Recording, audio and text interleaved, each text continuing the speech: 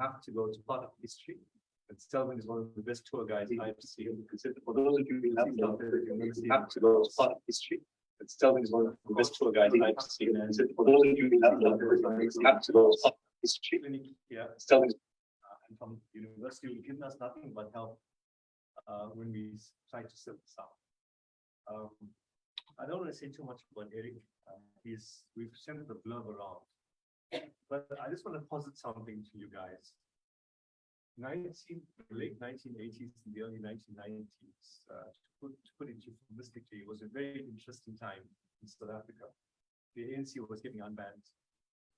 Nelson Mandela was released in 1990. A lot of us didn't know what was going to happen going forward. What kind of democracy was going to emerge from all these initiatives taken by the ANC and other organizations. And it was a miracle that the country evolved in that period of time the way it did. Eric was one of those who came to our country, he imparted his knowledge, and he says, and he's going to speak about that later, learned so much about what we are as a country. And I tell you what, we in this country don't know what we really have. It takes the greatest of respect foreigners to tell us, what we have here, and that is very, very sad. But I don't want to be long about this. He's going to talk about a lot of issues. He's interacted with our organization when he came here first, Johnny Delanga, Dala Omar, the first Minister of Justice of this country. I'm sure you met Nelson Mandela. I've seen these photographs there. So who he hasn't seen is really, you don't want to know who he hasn't seen. We're going to have a very short introduction. Fiona's going to say a few words, and ADR is going to say a few words. Sheena is very passionate about ADR. Listen to her. She's going to say a very few words about it. So I'll call on Fiona first. That's right.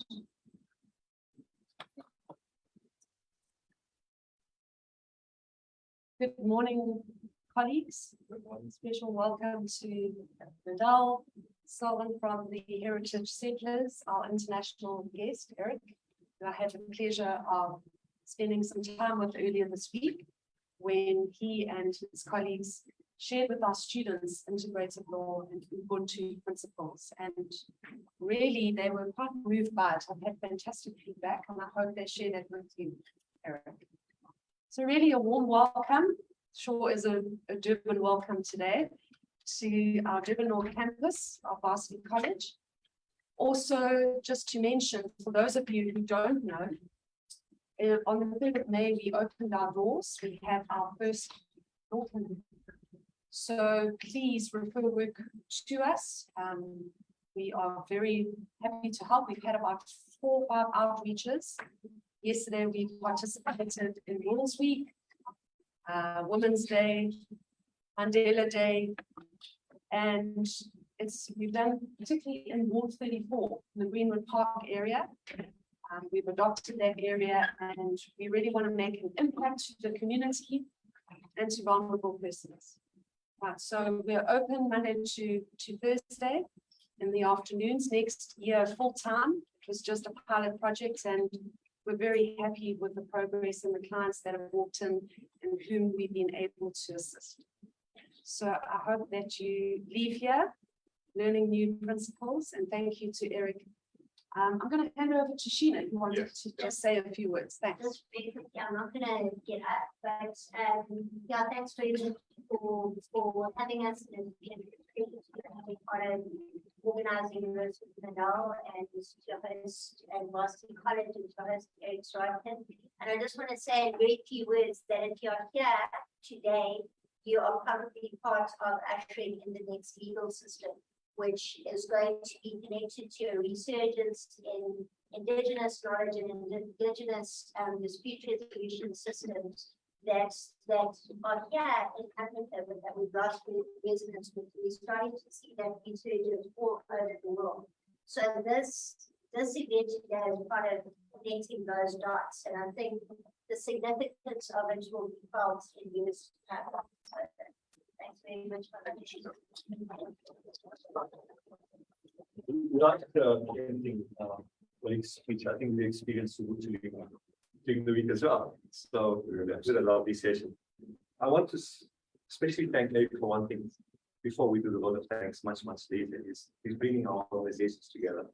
You were talking about rules. We have all qualified attorneys, a lot of qualified attorneys. We'd like to partner with you for initiatives, and you could partner with us because we do a lot of education projects. So Eric, that's, I think, part of the ubuntu you've already started there.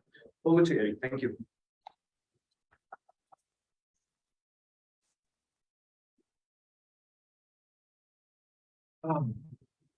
Good morning. Good morning. Good morning. So grateful that you all came out on a Saturday morning, and those who are at home watching, welcome.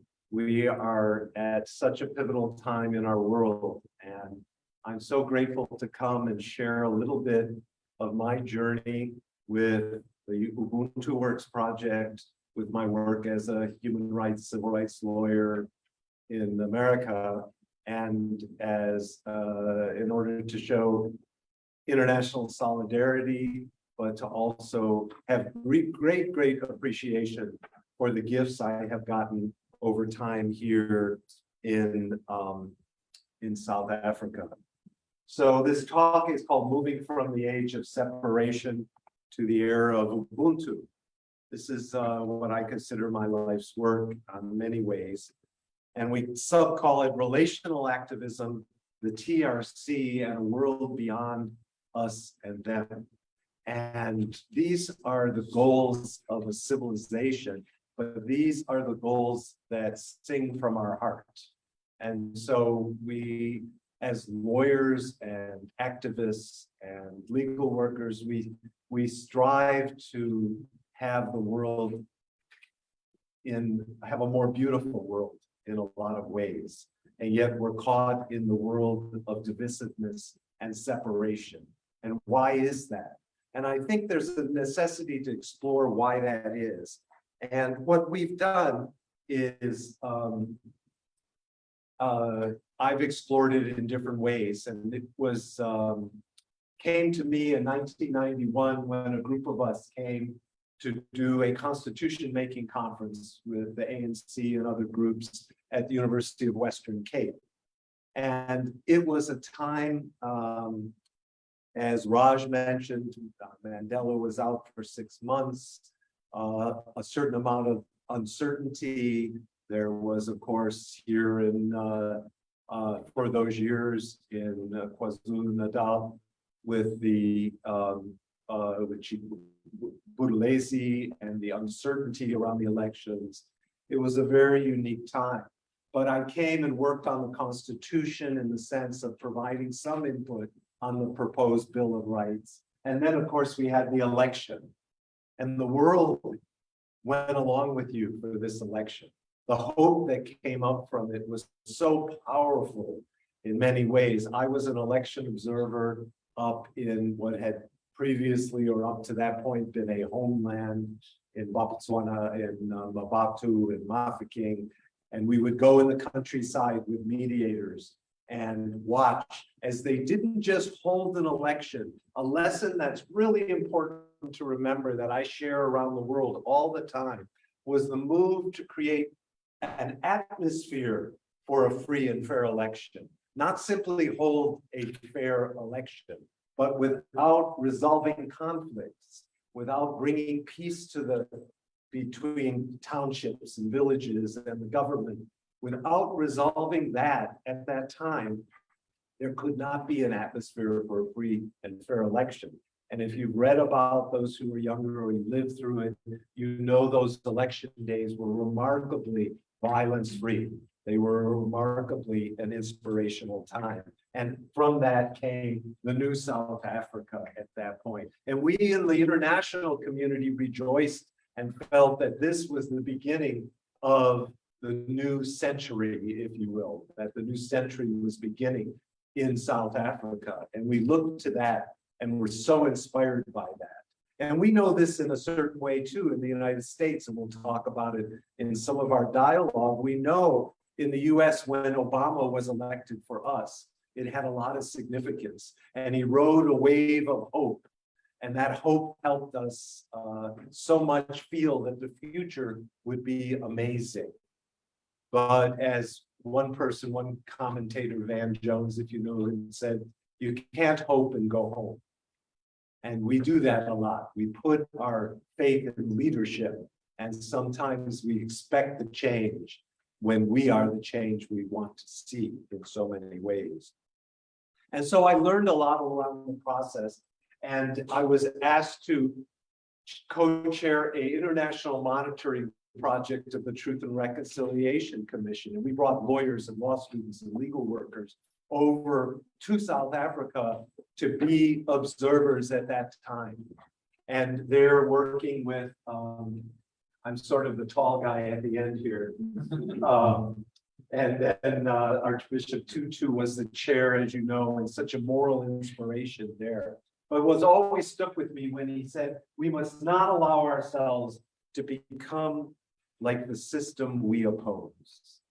And those words still resonate today with the problems we face, because we forget sometimes, and that we need to be reminded. But these actions had an amazing impact on me. And as a trial lawyer, because we are bathed in the world of us versus them. We go to court. Why do we go to court? To win. Why do we go to court? To win for the good people. And it becomes a world of separation while still pursuing justice. So the talk today is a lot about this age of separation. I'm going to take you quickly just through that and some of the reminders of why we are at this point in time and in this world. Of course, we are there with colonialism, was one of the initial separators, if you will, dividing countries, dividing regions that were not natural borders, dividing families and tribes and prior nations, and became a symbol of that. But it became a symbol in a lot of other ways. In the United States, we have a similar history of apartheid system in the 1950s, particularly in the South, where there were segregations, where there were lynchings, where there was fear generated around race. And of course, your own stories here in South Africa. And as Archbishop would say, apartheid says people are created for separation. People are created for apartheid. People are created for alienation and division, disharmony and disunity. So the actual system itself that separated so many people by race and class became part of the age of separation. But this goes back with ancient roots in so many ways, where we are separate from nature, separate from each other. Francis Bacon, the founder of modern science, they call it, 1600. We must put nature on the rack with screws and secure her secrets. This kind of aggression, this kind of violence in so many ways was in China. Descartes said the laws of mechanics are identical with the laws of nature. So it was a mechanistic way to look at our worldview like a machine, not through the eyes of relationship. And relationship is what we'll talk about in the era of Ubuntu in so many ways. Sir Isaac Newton, mechanical principles for nature. Within government, we saw Hobbes talk about human beings were naturally power-seeking, violent, a war of every man against every man. And I mean, I'd have to say it was men. I mean, but we could leave that to another discussion, and certainly an important fact to keep in mind. But in the end, it was the worldview that has come up for centuries that we are swimming against the tide on in our world desiring change. John Locke talked about people were naturally part of divided associations. This is so contrary to what we'll describe as the essence of being human, that we are connected, not separate. But Darwin and the origin of species, the strongest survive, if you know that. But all nature is at war in that kind of scenario. In psychology, Sigmund Freud talked about this natural aggression in that way. And we have to wonder, and we have to look at these principles and determine that we are part of centuries of this mechanical age of separation. Within law, we have it at Harvard, the dean of the Harvard Law School, who said principles of law should resemble principles of geometry, if you will. And law became set up around cases. And we should, this approach is codified principles, while the human impact, social circumstances, and background of people is seen as irrelevant. Irrelevant, the very things that make us human in a community. We can look at workplaces and the way our institution of work has been created in so many ways. Mechanical, meaningless sometimes. And it inevitably produces either escapism or aggression, this flight or fight mentality. The reptilian brain is how we can react if that's the way that we are brought up in so many ways. And there is an unbreakable conspiracy of silence. E.F. Schumacher, this economist, talks about. There is this silence that somehow we accept the world this way. We accept aggression as part of human nature. And work in the United States, if you don't know, there's a notion called employment at will. And it came out of just someone making it up in the 1890s. And what did we research employment law under, and still do to some extent? The law of master and servant. So that is the relationship set up in our workplaces. The notion of militarism, which we face in policing many times, or we face in the United States in its view there. But Einstein talked about the individual becomes an instrument, becomes human material. This military mentality that these non-human factors are essential, why the human being is unimportant and secondary. So we've created a world where humans and humanity is separate. We look at it in another institution that we all know, education, right? And we know that Rockefeller, some other people favored standardized testing, a whole scientific management in the schools. Why? Because the Rockefeller said, I don't want a nation of thinkers, I want a nation of workers. So this has come up using a Prussian military model for education, because the military wanted obedience set up within education, versus what Maria Montessori talks about. School children are not taught to help one another. They're taught competition at that point. Like separate grains of sand in the desert, each one is isolated from his neighbor. So we look at these ideas around competition versus cooperation, because competition is based on measurable criteria, scientific, if you will. The winners, the losers, you got X points, they got these points, they got a grade, you got a grade in that way. Whereas cooperation is based on relationships. And winning is not, as George Leonard, an educator, points out, does not make rugged individuals like they think in many cases. It shapes conformist robots, because it's through relationship where humanity moves ahead. And so what are we faced with? In the United States right now, this is our battle, mine and who's right. We're in a situation where the Capitol, as you I'm sure have heard, was attacked by people on January 6th. And stormed the Capitol.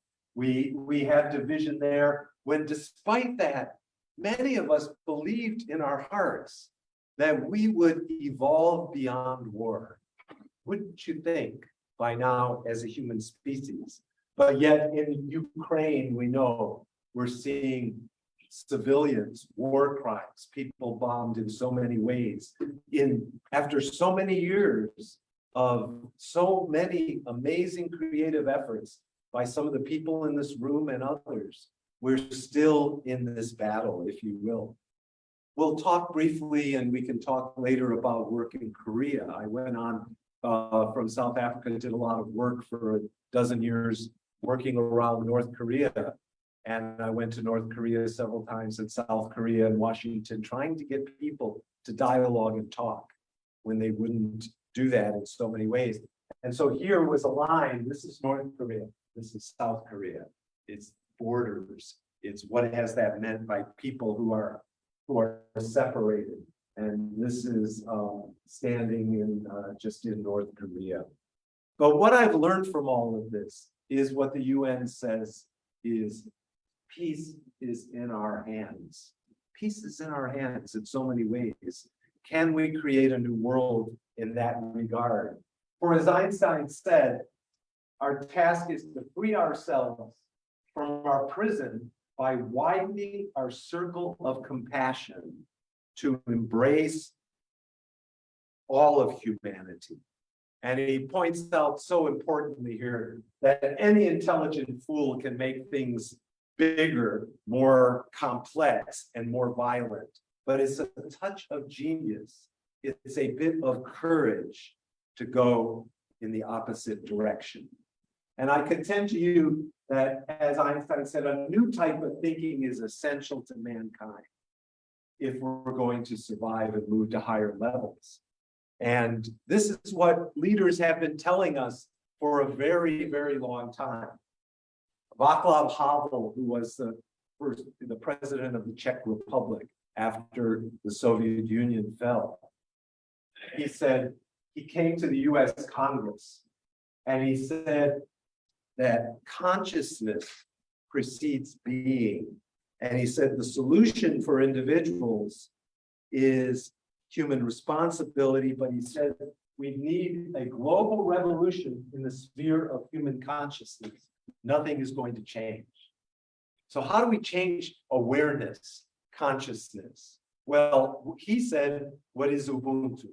And we'll talk about that. He said, if we are to survive as a civilization, we have no alternative but shift our ray of attention from that which separates us to that which unites us. And authors write about this, Jeremy Rifkin, the empathic civilization, that we are actually soft-wired for empathy and compassion, not for violence. So where these tools are coming out in so many ways. The purpose of this underground is to find out, preserve the light.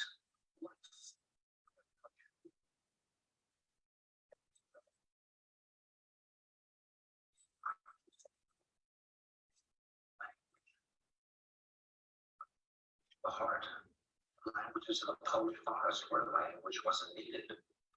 Some kind of language between people and some new kind of poetry. The closest with ideas. And I think what in order to create that language,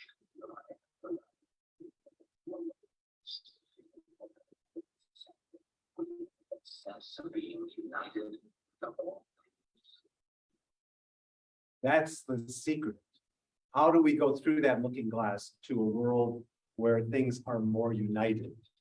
And I'll contend to you that the lesson I took from those years of working when we were hosted by Nadel for in those early days in South Africa and learned so much from Nadel lawyers and activists at that time, that in the end, it was Ubuntu that I came away with. And there's a reason for that. And that was because of this work that I had done with the TRC. And this is from the first hearings in 1996 in East London.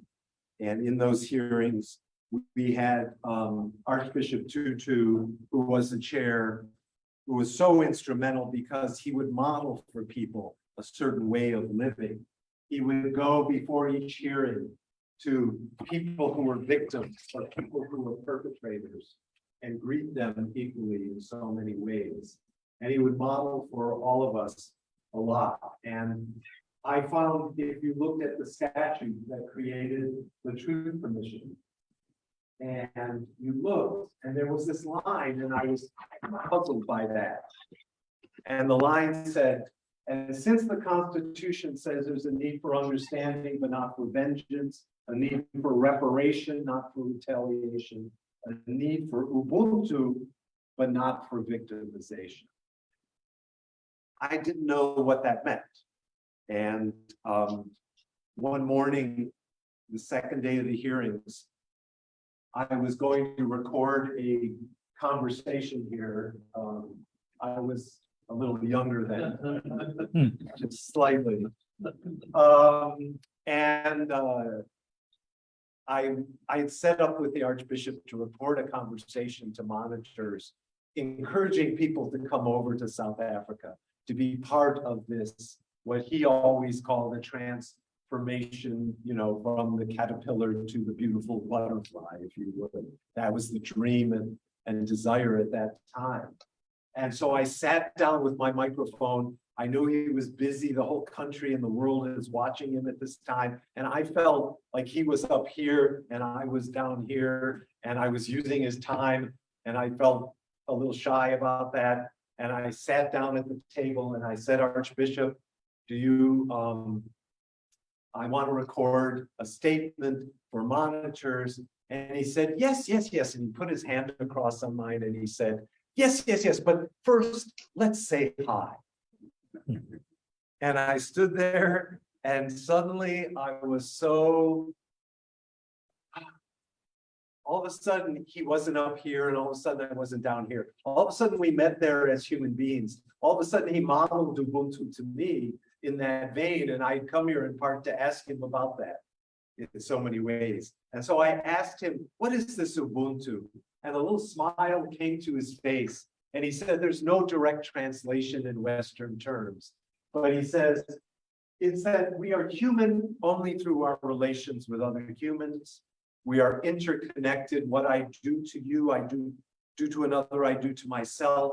He said, the solitary individual is a contradiction in terms, that we are corporate. And he said, it's from how people can come before this commission after suffering such atrocities and still say, I want to forgive, still laugh and cry and feel joy. And it was so moving in so many ways. And in the end, when you look at that history of what we've been up against in the mechanistic, separate way our world has been constructed in the West in so many ways, this was a new phenomena to look at. But what I came to discover as time went on was that Ubuntu knows no borders. And I say this not only because of the warmth and generosity I always feel when I have come here, but I say that because it is not a new principle. It is a suppressed principle. It is it exists in all non-dominant cultures throughout the world in so many ways. So when you walk in the steps of Ubuntu, you are not walking alone. You're with many, many more. I call it the Atticus Finch effect. This is a To Kill a Mockingbird, a movie, a lawyer movie, if you've ever seen it in the States. But he described to his child, he said, you never really understand a person until you consider something from his point of view, till you climb into his or her skin and walk around in it. Climb into the skin and walk around it. That's what it's meant so much to involve. But I realized I'd grown up with this. I was a child in the 60s, and Martin Luther King had a big impact on my life and my politics. And he would say all life is interrelated, inescapable network of mutuality, tied into a single garment of destiny. Whatever affects one directly affects all indirectly. No peace on earth till we recognize this basic fact of the interrelated structure of all reality. I mean, this is 60 years ago in the United States, and he was murdered. And those principles, that larger vision, unfortunately, died in that period quite a bit. And we lost sight of this kind of principle. For going back in American history, the Sioux medicine man, Black Elk, talked about seeing that all things must live together as one being. A sacred hoop of my people was one of many hoops that make up one circle. Or we had other Native Americans, they have a term, the Lakotas, Mitakwe Oyesin, means to all our relations. I'm sure you know similar terms in Zulu or other languages, but to all my relations, that we are all interconnected. We had Chief Seattle in 1854 go to the US Congress and talk about this, that man didn't weave the web of life, merely a strand in it, that we belong to the earth. All things are connected, like the blood which unites one family. These are ancient principles that have been suppressed with the suppressing of Native Americans in the United States from our end. Chief Robert Yazzie was a developer of the Navajo Peacemaker Courts, a very interesting place that, a very interesting process that uses Ubuntu type community-based principles. And he's been to South Africa, Robert Yazzie, and he said the term K is the same as Ubuntu that they have there. In southern Mexico, the people don't realize that the roots of all living things are tied together. Where is the role for racism? Where is the role for war in a world that's tied together intrinsically?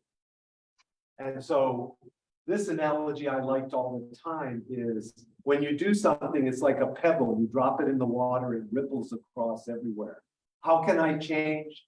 It can't be accomplished in a generation. And I urge you to that patience when you get discouraged, it takes that long. We are up against a floodgate of hundreds of years. You need only plant a different seed, teach your children to dream new dreams. This, I think, is one way we get out of that, is to recognize these. In Brazil, the term chi means half of what's in you is also in me. And this is one I like so much, kame. You know the term kame. It's a term in Ecuador that means to breathe unity into something. And so we, all of these are branches of the same tree. We see it in Buddhism around the world. Again, non-dominant cultures, the Navajo Peacemaker Courts, the Buddhists, there's no separation, all is interconnected. Going back centuries, that heaven and earth are living together and all things I form are an inseparable unity. Or the Dalai Lama talks about it in so many ways, that the success of one's community is tied to the success of another.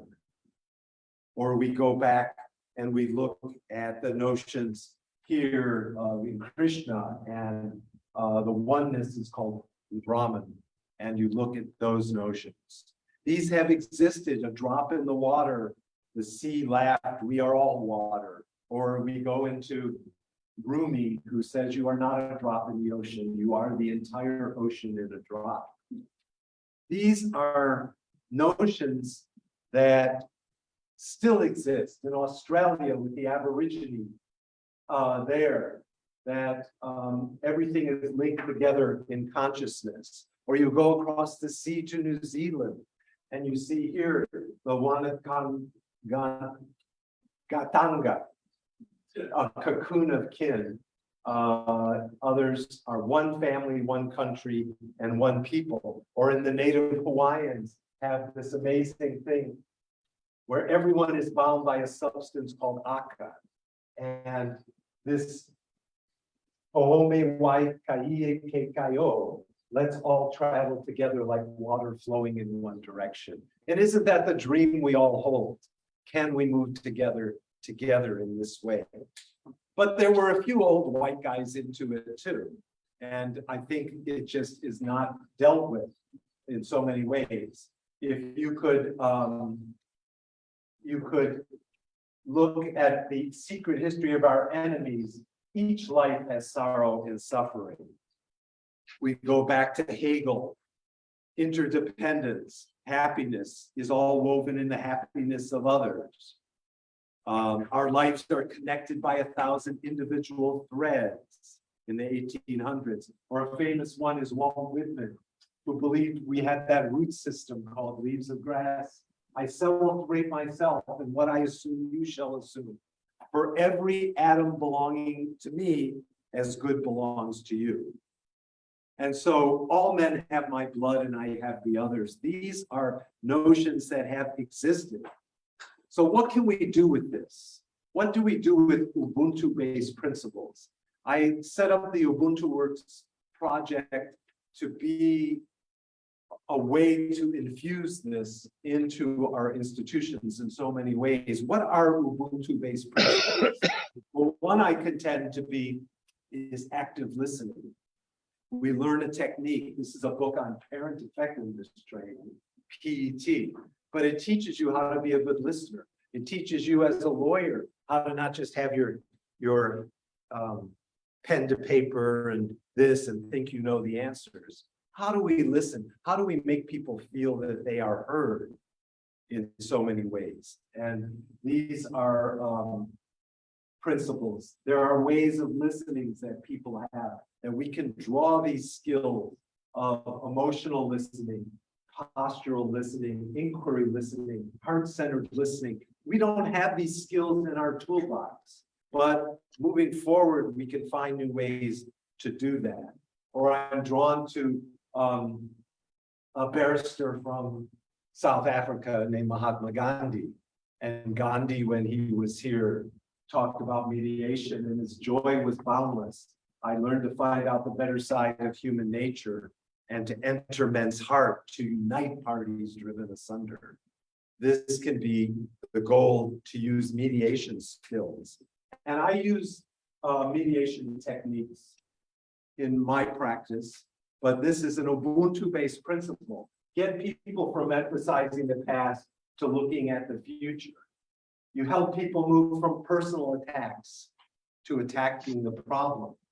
You move from saying it's the other people's problems to defining it as a shared problem. And you move people from saying, I want it this way, to what do you aspire it to be? Getting people to open and dialogue. We know from restorative justice and the amazing work that Sheena and others do here around restorative justice, that these principles, that crime is fundamentally a violation of relationship, that victims in the community have been harmed, and learning those principles are part of Ubuntu-based principles.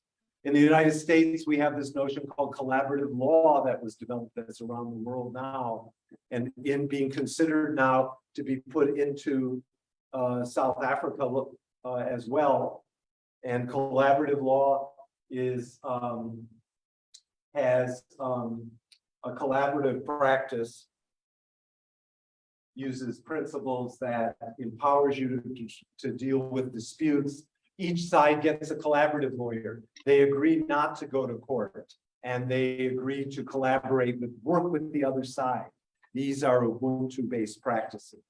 We have the notion of integrative law.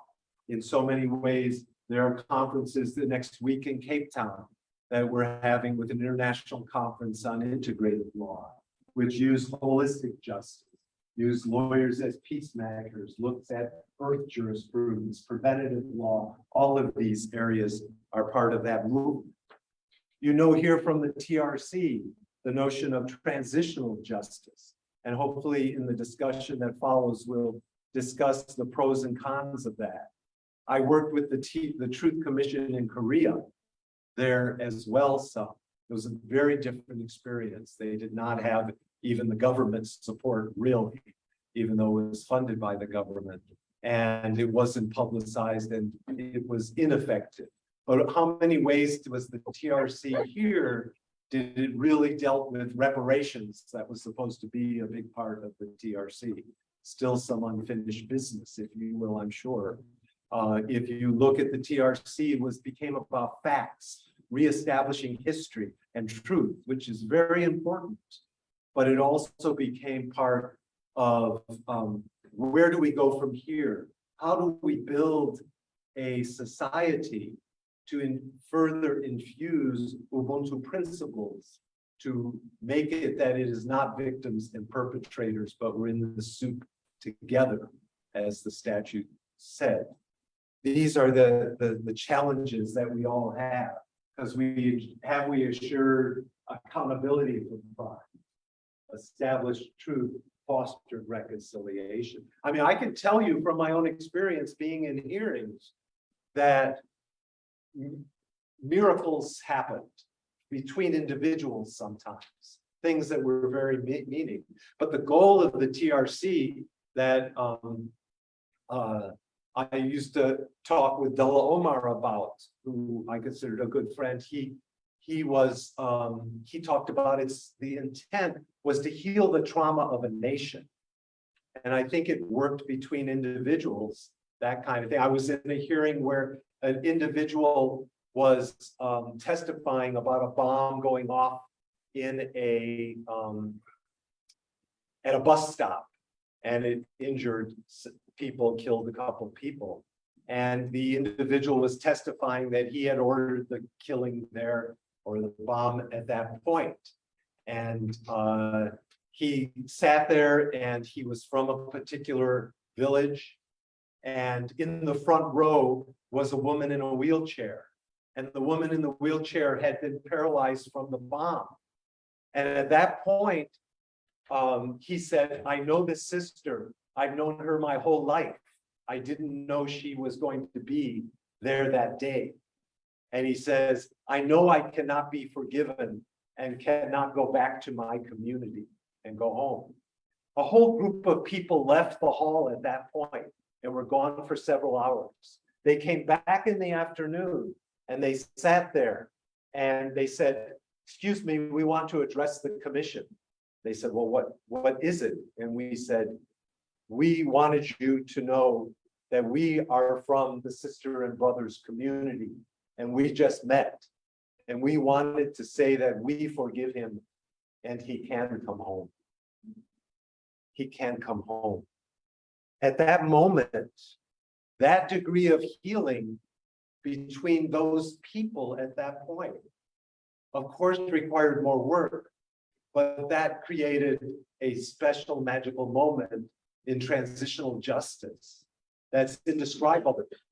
But when we look at it on the large sense, the political sense, it's easy to criticize and limit it and see the TRC as to have been a magic pill, when reality was one tool that was needed at that time for the world and for your nation.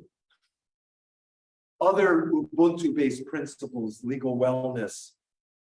This is a process I have looked at to come forward to helping people reflect that we are interconnected in our legal work, and lawyers can express themselves creatively, helping lawyers experience more peace rather than guilt or blame, responding with love rather than fear, releasing the outcome, relationship building, remembering the means are inseparable from the end result, and cultivating empathy. Do we make that part of our legal practice in some way to help society move forward? Becomes an important fact. And respecting the integrity and worth of every individual. We go further beyond that. We go to workplaces, corporate social responsibility. I know we had some amazing discussions the last few days about the power of corporations still, and how it was the lack of economic justice in your transition, and how corporations have added and are fueling much corruption as well. And how do we infuse Ubuntu principles into corporations, or do we just assume that they're going to operate in the same old way? And so how to be socially responsibility to stakeholders in the public, not just shareholders. I have a book I just did on surviving and thriving at work, what every employee needs to know but is afraid to ask. And I use Ubuntu principles in there in the workplace to have people explore different things. Indigenous approaches to conflict resolution. These are part of things we can learn in moving forward that are, I contend, are Ubuntu-based thinking. In the Navajo peacemaker courts I mentioned, it's often called the horizontal system of justice. It is the participants are equal, and the goal is to preserve relationship. No coercion, there are no sides, no one is labeled the offender or the victim, the plaintiff or the defendant. Do these labels separate us? Can we look, is it one thing to be a progressive lawyer for justice? It is the one thing to look at the way we resolve conflict and try to take it to another level. Or Chief Justice Yazzie said, the ultimate goal of the peacemaking process is to restore the minds, the physical beings, the spirits, and the emotional well-being of people involved. Peacemaking courts give justice by offering healing. This is going on today, and we must discover why you're aggressive or angry. I think these systems say it is not natural. Can we learn new skill sets and languaging as lawyers? I do this one with the Chinese 5 elements. We don't have time to go into it, but learning about lawyers who come at disputes with just fire, but miss out on nurturing and abundance and self-worth and value, and how to use these principles. Learning that has helped me be a lawyer to go deeper with my clients and have more success. Learning feelings, and this is particularly an American thing for men, particularly, I think, is what are feelings. I used to think good and bad were feelings. You know, how are you feeling? Oh, bad. You know, I mean, take a discussion. How are you feeling? It's bad. Okay. How do you want to feel? Good. How deep have you gone with such a human being at that point? But if you learn the language of feelings, are you feeling hopeless? Are you being fragile? Are you feeling sad? Are you feeling isolated, shocked, insecure, rejected, frozen? If we learn, can express this, and someone says, yes, I feel that, and then they open up about feeling suicidal or about feeling they want to kill somebody or they're feeling angry, they'll open up to you in ways that can go from there in so many different ways, as well as the positive feelings. So what do you want? You want to feel excited again. You want to feel joy. You want to feel like you're interested in things again, and calm and relaxed. And when you interact with people in that way, you go much deeper. There are Ubuntu-based principles in what's called mindfulness. And I'm just saying, learning these things and these toolkits really help us in so many ways. Non-judging, patience, acceptance, letting go. These are all principles that way. In the environmental realm, our relationship to the planet, climate, the impact on parts of the world we're seeing in Pakistan and other places right now. Ecological thinking has Ubuntu principles. How the sun shines not on us, but in us. John Muir talked about, or this statement by Parker Palmer. We are profoundly interconnected species. And as the global economic and ecological crisis is revealed in frightening detail, we must embrace the simple fact we are dependent and accountable to one another. So what I am talking about here, and what Ubuntu's lesson on a large scale is about, is that our very survival as a species may depend on doing the shift to the Ubuntu era. In 1992, 1,600 scientists signed a letter called A Warning to Humanity about our disconnection from living things, that without a change in our relationship to the earth, there will be vast human misery. 1992, this warning was there, and we are suffering today from those consequences. So I work on something called relational activism, and we mentioned that in the title. And that's because how do we become an activist without the us versus them scenario? How do these principles figure in where someone is not the enemy necessarily? Are we going to help transform that? And I think that would be a good discussion to have, because relational activism really turns around things. How do we grow mutual understanding, dialogue, and true listening, and relational co-experience on this planet? If we are not victims and perpetrators, if we're going to have ubuntu rather than victimization, how is our activism reflecting that? Are we coming from the anger, or are we coming from a sense of, can we be more successful through the manner in which we approach these conflicts? Or do we divide the world into good and evil? This was a man, Alexander Solzhenitsyn. He was someone in prison in the Soviet Union for many years, a poet and a writer. But what he pointed out is, in reference to good and evil, he said, if it were all so simple, he said, if only there were evil people somewhere committing evil deeds, and we only had to separate them from each of us and destroy them. But he said the line dividing good and evil cuts through the heart of every human being, and who is willing to destroy a piece of their own heart? I mean, it's not so simple. My going to North Korea, a lot of people were, in the US particularly, had no experience that way.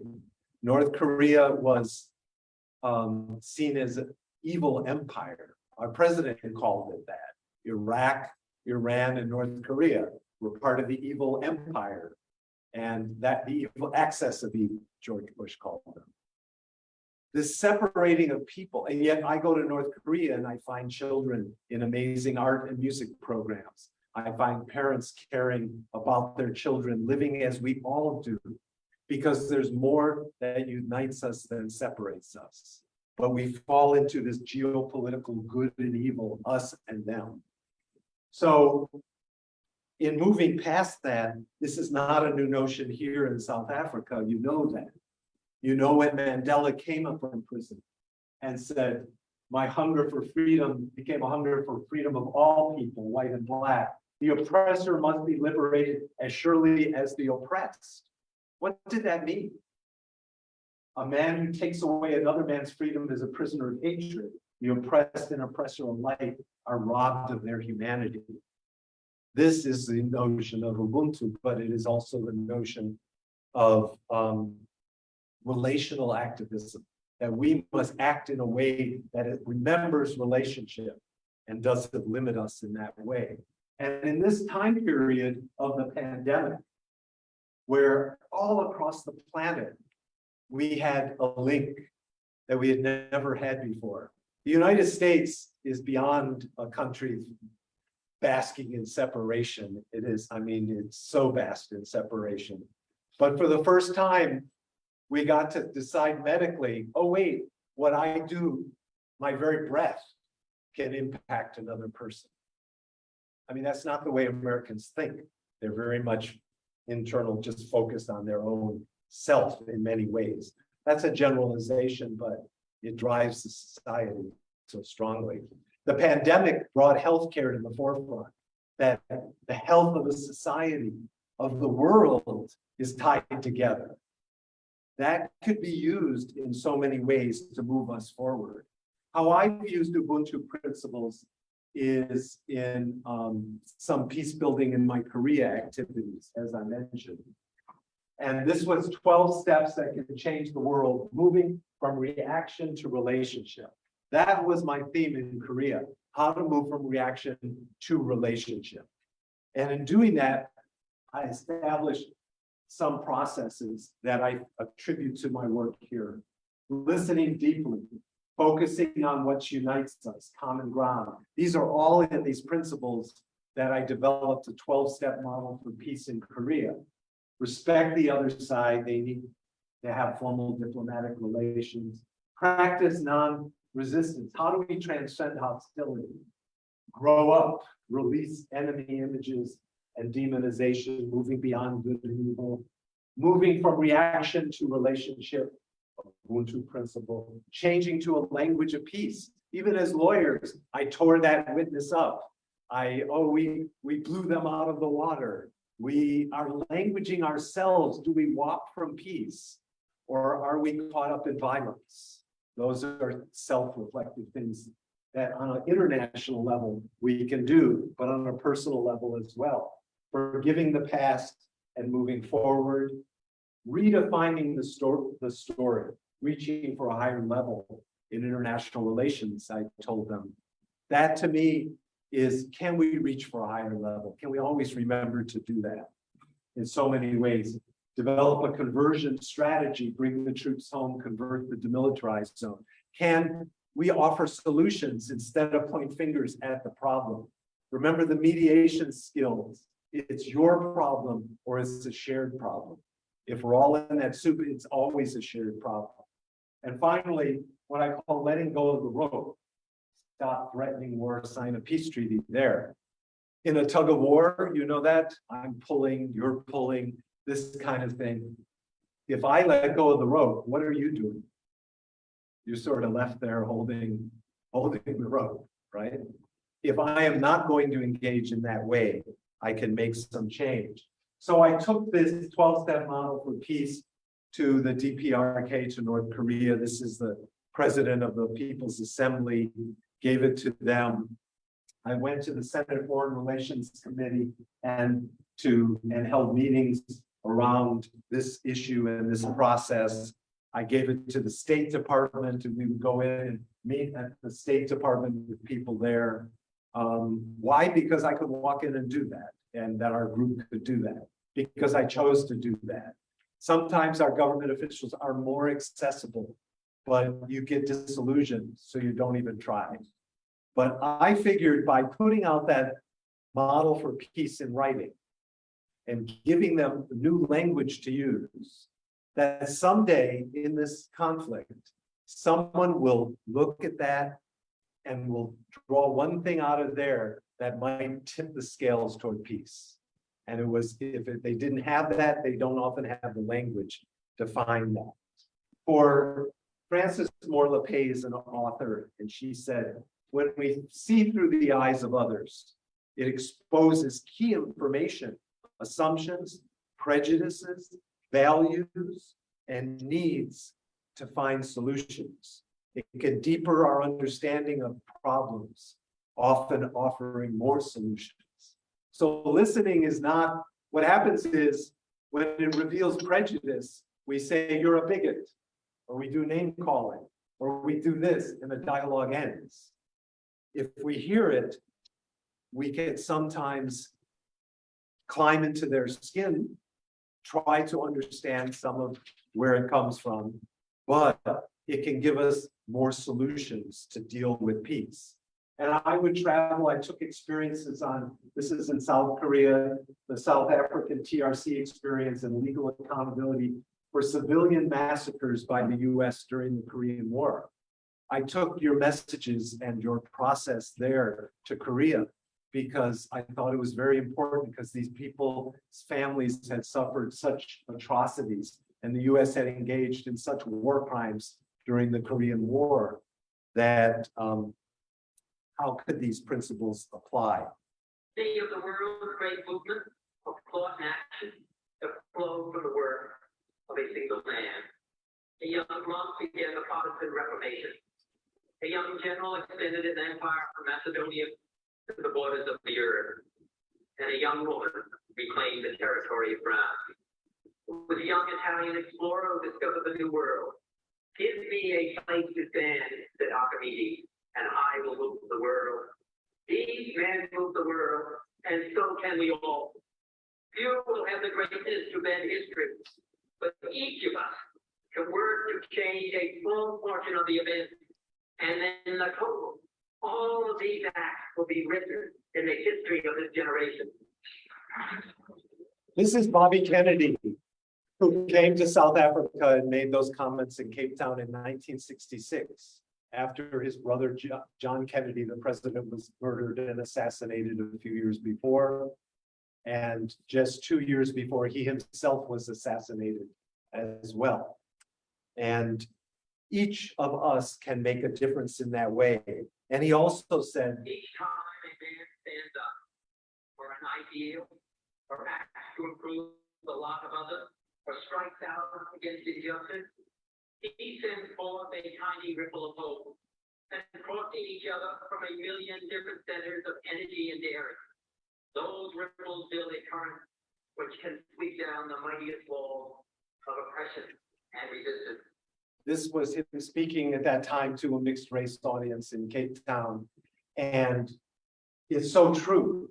And I contend that for all of us stepping forward and being able to implement Ubuntu into our lives, our work, our institutions, that we all coming together, and this is part of our trips here and trying to reach out and build coalitions that are powerful, can send that tiny ripple of hope. And from a million different synergies of energy and daring can sweep down the mightiest walls of oppression and resistance.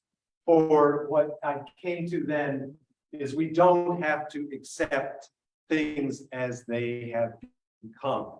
We have the collective power and strength within each of us to make a difference.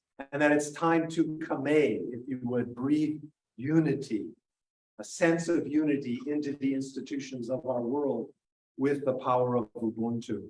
And I'll just end with, this is what the Ubuntu Works project is about. It's, you can visit us at ubuntuworks.org.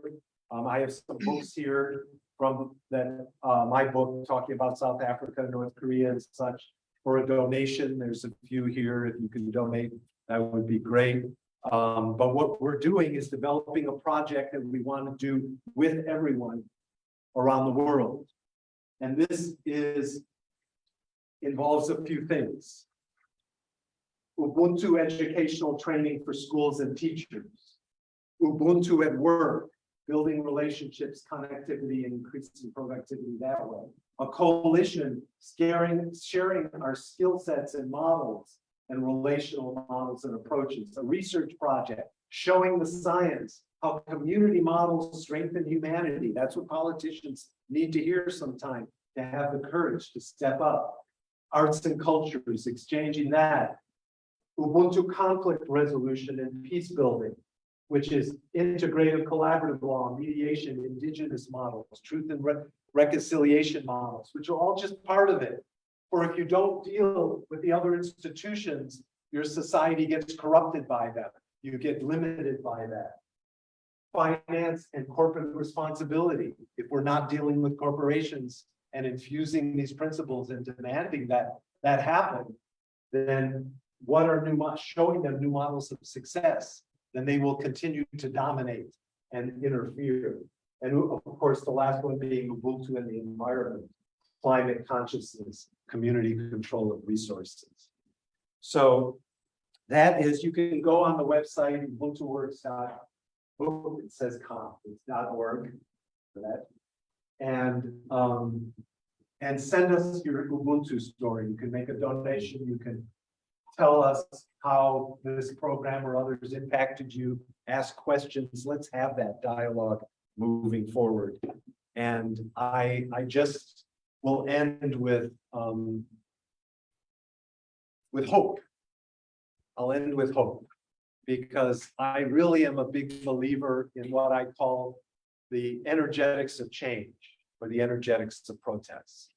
Please don't ever believe that what you do doesn't make a difference or can't.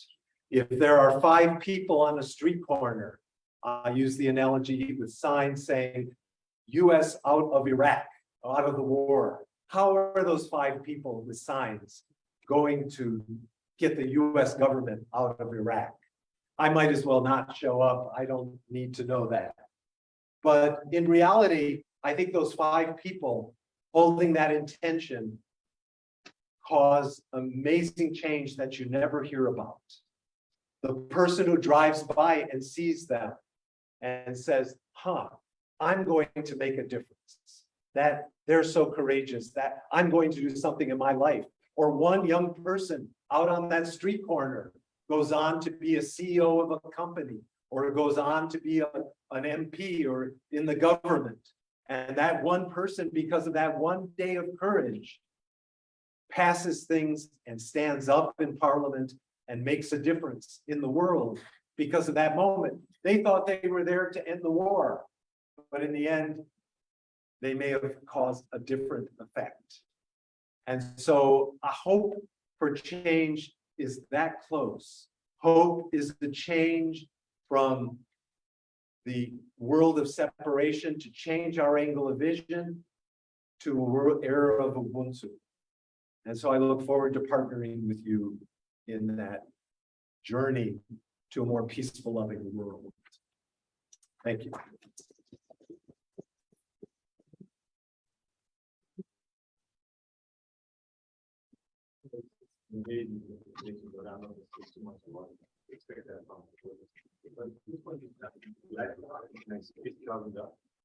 One of the founder members of NADEL, and he will be addressing us a little bit later. Some of the stuff that you were talking about, he was actually involved in right at the beginning as a senior member of NADEL. But we're going to have an interactive session now. Yes. And we welcome questions from the floor, even via the internet. What's that? That's Facebook and Zoom. Whatever. So, if could I have some contributions from the floor first? Sheila, let's start with you. Yeah, so I think everything that Eric's talking about resonates with very active our work in terms of recognizing that we can't go on being immersed in systems that are adversarial and competitive. And we find those systems in parenting, in schooling, in workplaces, in politics, in economics. And we need to start infusing those systems with a relational justice. We call it restorative justice. The word I use is rooted in restorative justice, which is often misunderstood as only the victim offender process. We use restorative principles in schools, in workplaces. I've been talking recently about how in many workplaces, employers keep their employees in a state of fight or freeze, and you mentioned some things to that effect today as well. And we can't go on thinking that we can treat human beings like that. So Ubuntu principles, similar to the principles that we work with, need to be infused in every part of society, and it takes raising the consciousness. So each person here that buys into this is going to influence their own world, the world around them, and it's that will effect that takes hold. So yeah, and I think really I feel like at a profound level, integrated law movements is out here at the moment, and dots are being connected with, there's a resonance being created when each one of the internationals talks. There's a sense that I'm still on a journey. Do you know what I'm saying? And as I said to Eric this morning, when we teach in our mediation program, one of the first things I say is this is not cognition, it's recognition.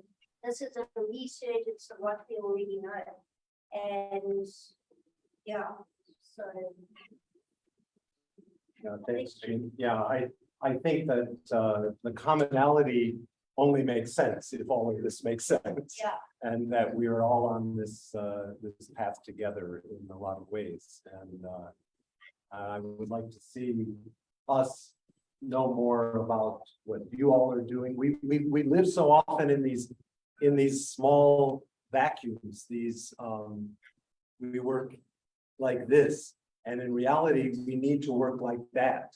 The internet has created havoc for us. We're still juggling, how do we deal with truth with a system that puts out so much garbage sometimes that we can't overcome it and we can't get that out. But in the end, when it emerged, it was like the ultimate organizing tool. We didn't have a phone tree or a way to get people to an event or how we used to organize. It became, this would be a miracle if everyone knew, but we were a little naive.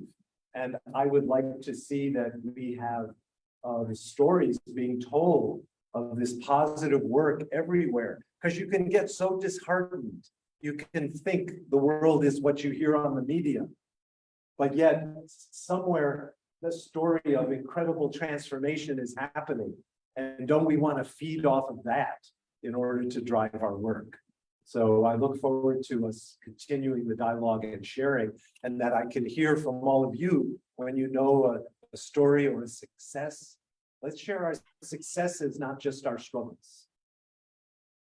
I just add one thing that the professions tend to produce very highly intellectual individuals that then tend to go on to live very much out of the headspace rather than an integrated whole body, mind, spirit. And so the ubuntu principles that Eric is talking about, if lawyers became immersed in these principles, it's also more likely that they are going to become more well in their practice. This is a stressful practice. We need well practitioners within well systems. So a sense of whole wellness and problem solving and healing mechanisms. It keeps you healthy in a lot of ways. So we need you all living a long time. Just identify yourself again. All right. Well, I'm Sabine Rosa. I'm a lecturer here at University College. Also, so the speakers today have touched on important points. And when Raj started, he pointed out that sometimes we don't know what we have. And it takes someone from the answer to actually remind us of what we have. And that is very true. And one of the contributing factors for that is because since we have moved in South Africa from that apartheid system, unfortunately, it takes a lot of unlearning, and we are still in that process. In that, my parents grew up during the apartheid era. And then when you get advices in terms of how you conduct yourself and working for you, they tell you go there, do your job, keep your head down, do not ask too many questions, because they are teaching me from their perspective. You know, as a black person, you can't be too loud, you can't ask too many questions. Do whatever is there, just conform. So it's about conformity, you know. And this, as you touched in terms of spaces at work, you know, and one of the modules that I lecture is corporate governance, whereby we even look at company culture. I started lecturing here in 2018, and I remember, okay, when we started here, we have a lecturer's lounge. Obviously, COVID then disturbed the whole setup, but we used to come together, we would sit and we'd have a chat, you know, with fellow lecturers. And I remember telling them that this is the first time I worked in a place where it feels like home, where you can have a conversation with your colleagues and feel like, okay, I can have an honest conversation here, you know, and everyone hears me, everyone sees me, because we've been so cultured in a manner that you go to work, you do whatever you're supposed to do when you go home. You know, it's all about conformity, it's all about that procedure, there's nothing more to it, you know. And having that safe space and having that positive company culture then contributed in also learning about each other, learning about the values that we have, you know. I remember when we had a chat, when we had a brunch with Jay Kimran, and I mentioned that with some of us, in terms of Ubuntu, it's the way we grew up. It's a way of life for some of us. But you get into a space in a work environment, in the outside world, you have to sort of change and adapt to what you get into. So you don't have a platform to actually share with your colleagues and the whole community in terms of, actually, this is how we do things, you know? Because you can't be too loud, like, you know, I can't ask so many questions. So you just conform, you change, you adapt. Because in one of the conversations that I had with my colleagues is in terms of the different culture that we have. In terms of the usual culture, you keep eye contact and whatever, but for us, you don't keep eye contact with an elder. You lower your gaze. But as the moment you come in here, it changes. You have to keep eye contact or else it's weird. You know why you're not keeping eye contact. For us, when someone is older than you, do not just address them directly with their first name. You know, you put a prefix, ma'am, a sister, uncle, and whatever. But you get here and you call your colleague uncle and they're looking at you with like, okay, I'm not your uncle, type of thing, you know. And but because there's no platform for you to then explain yourself in terms of where you're coming from, no one understands. And then the easiest thing to do is just adapt and conform to what is happening in that space, you know.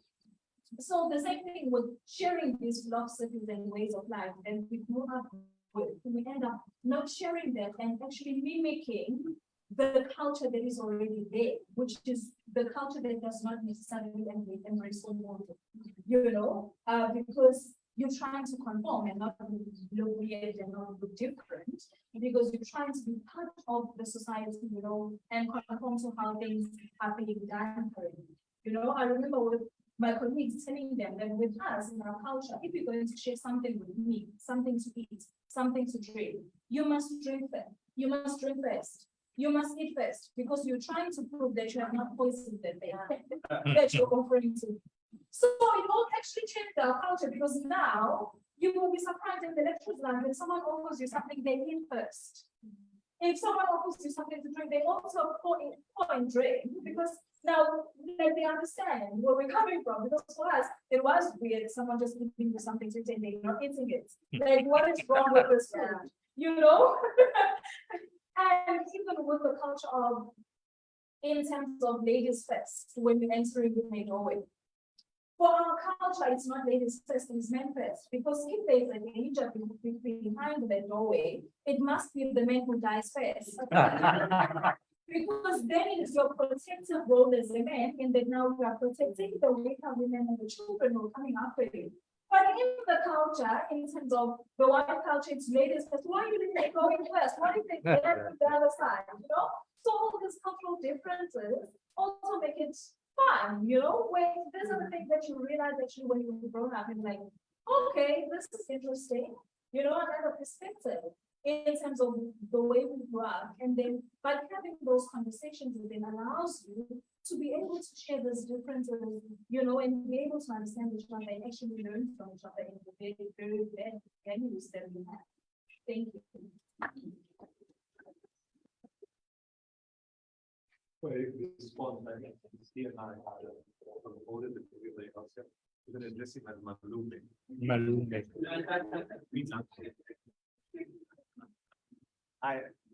I love that description, because it is that reminder that the conformity, like some of the educators were talking about, is exactly what the dominant society has been trying to put onto people, and that's just the opposite of what will be the power to help save us as a civilization, is not that kind of following of the those common practices, if you will. It's not a I really love that we can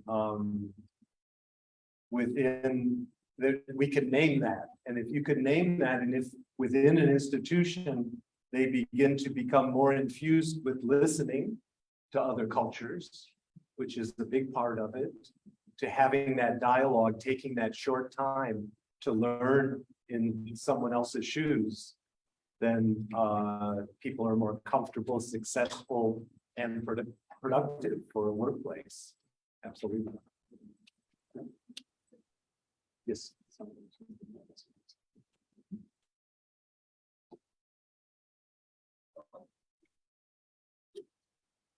Raj, there's a question from Facebook if you want to entertain it. It's my brother from another mother, but Kiru Naidu. Oh, He asked the question, what creative strategies can we introduce to mobilizing young people into working for peace in whatever domain? Example, environment, politics, anti-nuclear. So that's something that's severely worrying us as South Africans in terms of mobilizing the youth. Any thoughts on creative strategies? Well, I think it's a strategy, it's a common problem in all nations around the world. And we are in a process where people are very self-absorbed. I was worried using this as my clicker right here, that it was the clicker on the program. I didn't want you to think I couldn't let go of my phone. But on a certain level, we've become, instead of this, we've become this. And that's a challenge. That's a big challenge in so many ways. So, but I have found, I think there needs to, it can't always come top down if it's top, elder down to youth. It needs to, there has to be modeling within young people too. And there are great youth models. We have some in this room as well. And the question is, are we, as those who are more connected to organizations, the means, are we telling those stories? Are we empowering people to look up to certain models? People did that. It was a big infusion in the environmental movement when Greta, the young woman, Scandinavian woman who spoke up, and she was all of a sudden the darling of wherever. But the effect was, a lot of young people got involved environmentally around the planet because they saw that happening. So I think for young people, it's not being that you have to seize the microphone in certain ways. It's time, and I want to see that happen. I think that including young people in programs, if you look at a panel sometimes and it's all established professorial people, are we really providing opportunities for that? I think that can make a difference. And are we teaching young people to participate? I would do a training course in middle schools sometime on participatory democracy. And we would use the example of the Mayor Chavez was riding his bicycle. He fell off his bicycle, he broke his leg. So he decided to ban bicycle riding. You cannot bicycle ride anymore, it's dangerous. And the kids were like, you can't do that. And I said, well, he did it. So what do you do? And then it became, okay, what can you do? Who are your natural allies in that? And we use our skill set of organizing to pass that down to youth at a very young age, because people are taught to be those conformist robots in education and not to speak up. And what we did was, I would talk about Gandhi and other people and the change that took place, nonviolent activism, sit-ins, using the press and media. How do you do a press release? How do you get the press to an event? What do you, how do you, certainly you all would know how to use social media even more. So how is it that we can use these tools to get the government to reverse its decision on the bike riding? You have to put things, sometimes it's very hard as a young person to think about nuclear weapons. It's hard to think about the climate dying and controlling. It's either paralyzing or it's just so far out there. And so coming up with a Ubuntu-based education program for training for schools and teachers would include a participatory way. How is it we participate as a community? Have we been teaching children to just learn particular tasks and learn their skill set and their standardized testing? Or are we teaching them to be critical thinkers and to look at their world and make change in their world? And change projects should be part of school curriculums. because you can come out as a young person with just wondering, what can I do? Where do I put my feet in? I may not like politics right now. I may hear, oh, this political organization is corrupt, and I could be very disillusioned. And we forget that community is not the politicians. The community is everyone. And I think if we can work on those tasks, those are a few things. Thank you. Thank you so much. Speech. My name is Kai Tam. My name is Kai Tam. I'm a member at the respect.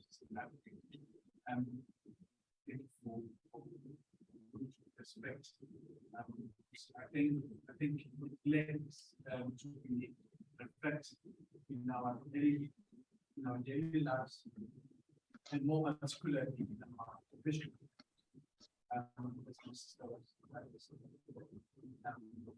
Outlining experiences, because we have different backgrounds, so it's something that is affects. But I think these are processes that if we enhance them, the nature as we go along to make a difference in our day-to-day. And I think that we as a community depend on each other as individual, as a group, as family, as a community.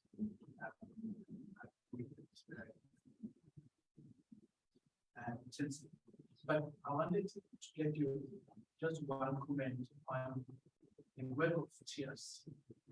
The work of TRC was amazing work. But for me personally, I feel that the work that has not been that has not come to fruition in terms of the conclusions and the recommendations, and particularly people who did not apply for amnesty, and the NPA to date has not taken any step, including the government today, has not even pronounced people who were not part or did not know about that process. They don't know what had happened. They don't know that it was a process, this was the outcome, this was the recommendations, and nothing had happened. Today, there are people who have done things, atrocities, terrorism, and they have not been held accountable. So that's the problem. Moving forward, we need to make sure we deal with these things, because you can't act, and the responsibility of the action is not accountable. So the NPA is there. It's supposed to come to us as the paying citizens to say, these were the recommendations that were done. Similar to the National Commission now, there are recommendations. We want to see those things being done, because if it's not done, it's just a waste of time. Yeah, thank you. It's such an important examination to have, because part of the compromise, as I understood it, in creating the amnesty provisions was you had to come forward, you had to reveal everything you did, that you essentially would get your freedom through truth. And even if you only told half of what you did, you were still subject to prosecution because you failed to reveal everything you did. And that was the compromise for a lot of people who wanted justice at that time, now 25 years ago. Well, first I would say one is the story is not written yet. It's been a long time, and I realize that, and I watch as certain Nazis are still prosecuted around the world sometimes for their work in Nazi Germany during the war. Some of that comes up a long time after. It does not help with the healing or the sense of justice, or transitional justice requires that accountability in some way. And I always thought that watching the people who did not apply for amnesty, that there needed to be some early examples of prosecutions so that you would get a flood of more people to say, okay, well, I better go tell what I did. And that did not happen. And there becomes people use fear about that. They use it a lot. I mean, right now in the US, we have Donald Trump 2 days ago said some comment about, well, if they prosecute me, they're going to have a reaction they're not expecting, you know, it's a threat of more violence, really. And they use that. They say, oh, if we start putting on trials, they're, you know, it's going to be more disruptive.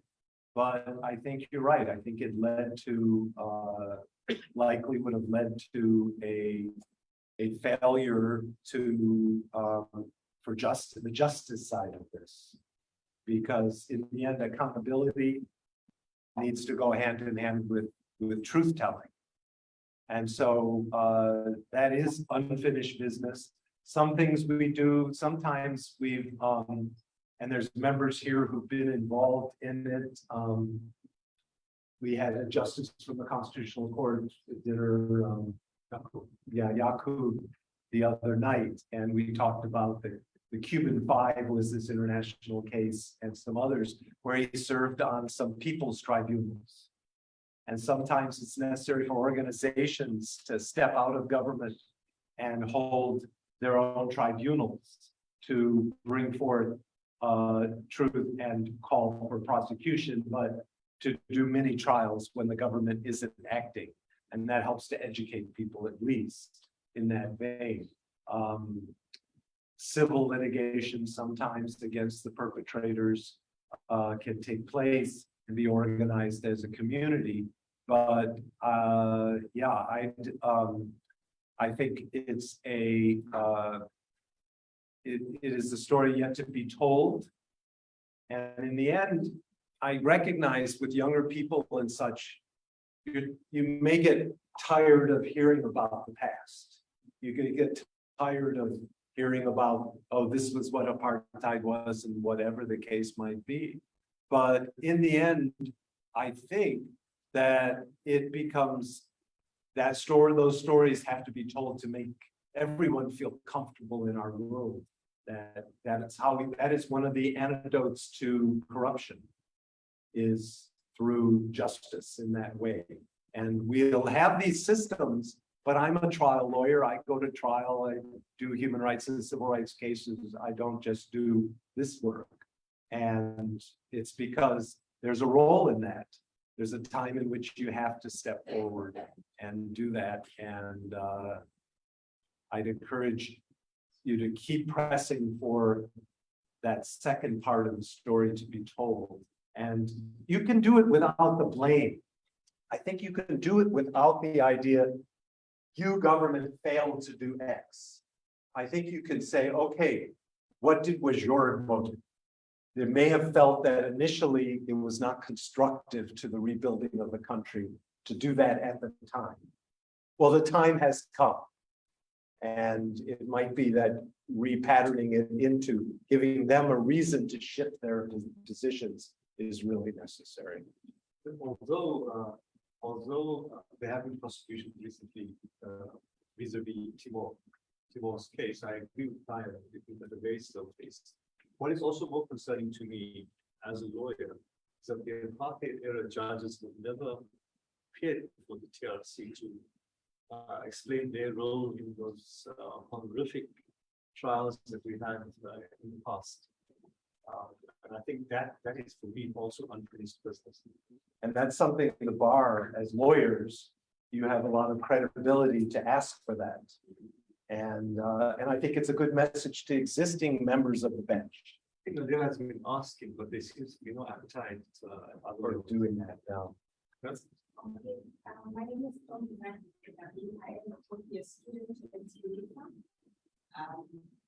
I also am work in part of my I do and work aside.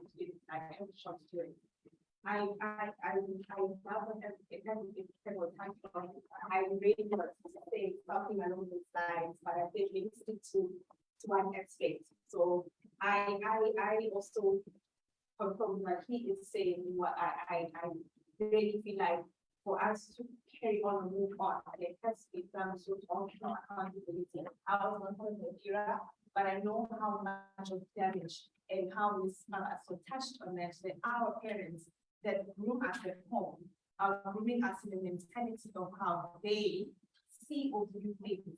And indirectly, it teaches me also, either negatively or positively, how to treat other people or how to then this type of group, they behave like this. So there's also some stereotypes that they have adapted to or grew up also understanding. So I will leave that, but I wanted to just say, I fully confirm what he was saying earlier on. I as a person that works, I am also a student. Where I work, but nothing to do with what I'm studying. So I also attended a webinar. There was a Ms. Paval Matthews. We were talking about the environment in our workplace, how much it is so stressful and how much it is such a negative 8 hours, 8 to 12 hours of your life every day that you spend at work. And you come back and you become drained because of the environment. I would like to touch on the difference, or where do we draw the line between policies and ubuntu? Because the policies that are written and we have to conform to a sign on exact policies that draw us back to being inhumane or not showing ubuntu to a person in the name of a policy. And as a structure, I've seen how the victimization can be to the point that a person loses the job in the name of a policy and even power. Where do we then see the difference between, or where does corporate draw the line between ubuntu and policies? Where do we also see the nature of ubuntu in our workplaces, where a person really is driven to either resign or forcefully resign? And it becomes a norm that we are giving you a package of this and that and so that you don't have the name that you have been fired. You see, and how much I see in hearing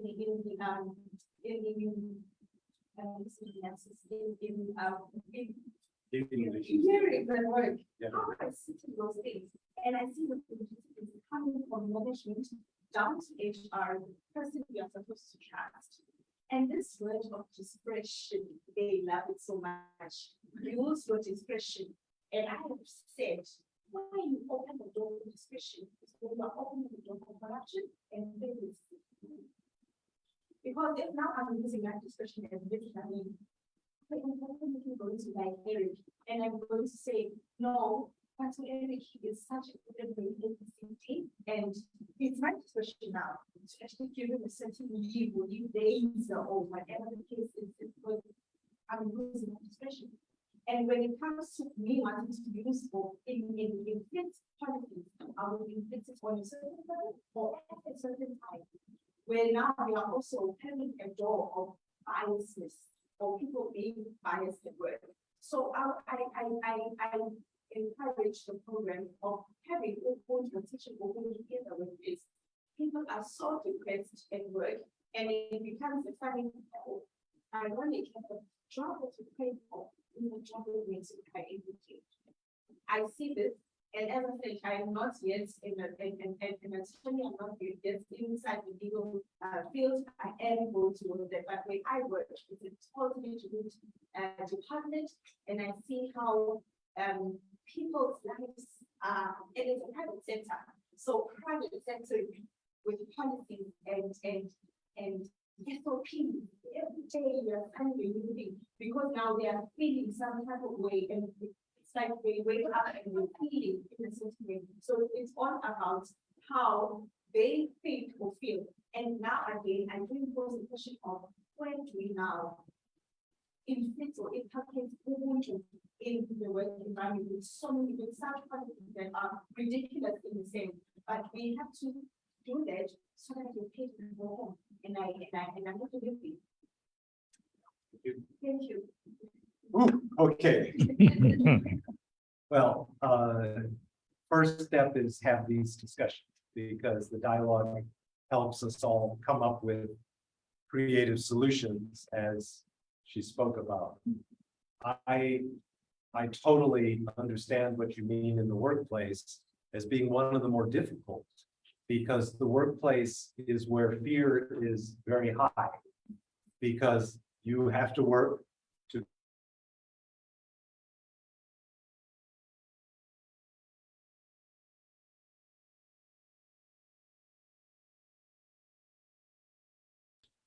I call it, you know, there was an old story called the Scarlet Letter, where some on her forehead back hundreds of years ago, for that she had engaged in adultery in a relationship.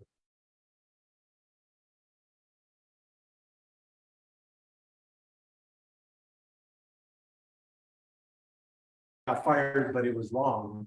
But it becomes very difficult to, they'll say, yeah, I got it. So, yes, next. So am I going to speak up in that environment? We have a whole field in the law around whistleblowing that's developed in the US to help people who speak up about social justice and other issues. When I was growing up as a child, we had a situation where a chemical PCB got mixed in with cattle fertilizer at a plant. And that's a toxic chemical, and it went into the milk chain. And we all had to drink powdered milk. I remember that. But years later, when they passed a law to protect whistleblowers, some employees came forward and they said they knew that had happened. And they were afraid to speak up because they were afraid they would lose their job. So the impact on society is huge, health-wise and otherwise. I think that there's a wealth of knowledge out there on creative employment practices that people can draw upon. Certainly, starting and those obviously you need an employer who at first is receptive to do that, who understand that productivity and profit in the private sector will go up if people are not going home at night weeping.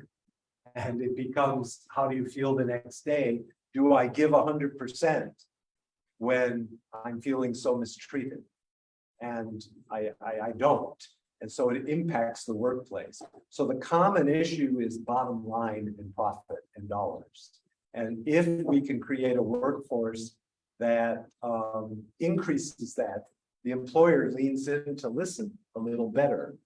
And that becomes, I think, how do we do that? Sometimes we start a workday with a 15-minute talking circle where people just come in, sit together and share something personal, that kind of thing. There's certain techniques like that within a workplace that you don't couch it in a way that is about how to make it less harassing and a better work environment. You actually couch it in the way this will increase your job satisfaction and productivity in your workplace. And it has to be put into the language of the employer that way. When we developed law in the US around sexual harassment, it took a long time to have that recognized as sex discrimination. And we did that because what it said was, if an atmosphere is so pervasive that it and people engage in unwelcome conduct, then you could bring a suit for sexual harassment. And that got built into the law. And we have seen substantial changes over decades within the workplace, where women do not have to tolerate the kind of treatment, the kind of joking, touching, offensive conduct. And that took, 20 years of effort and of law being on the books then.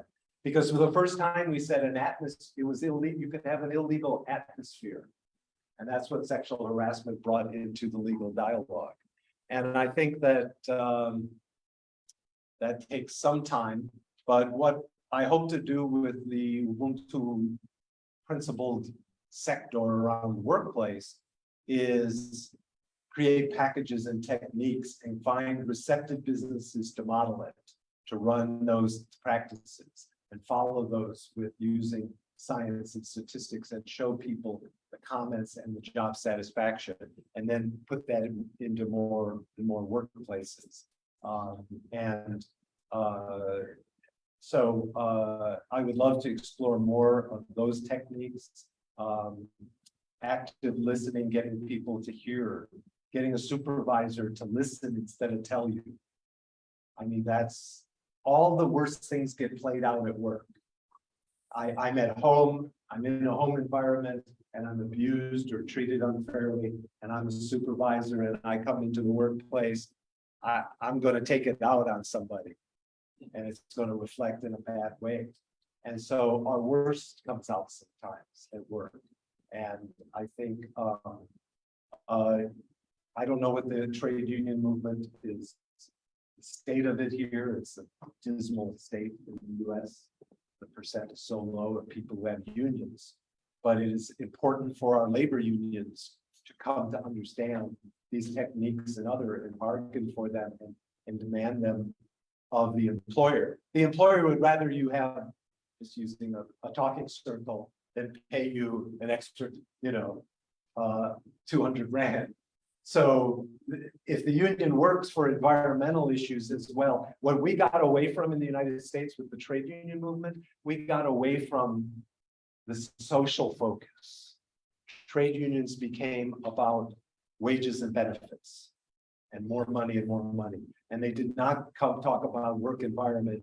They did not organize people to feel part of a family outside of there that gave you the power more in a workplace, because the union was strong and unions were corrupt at times.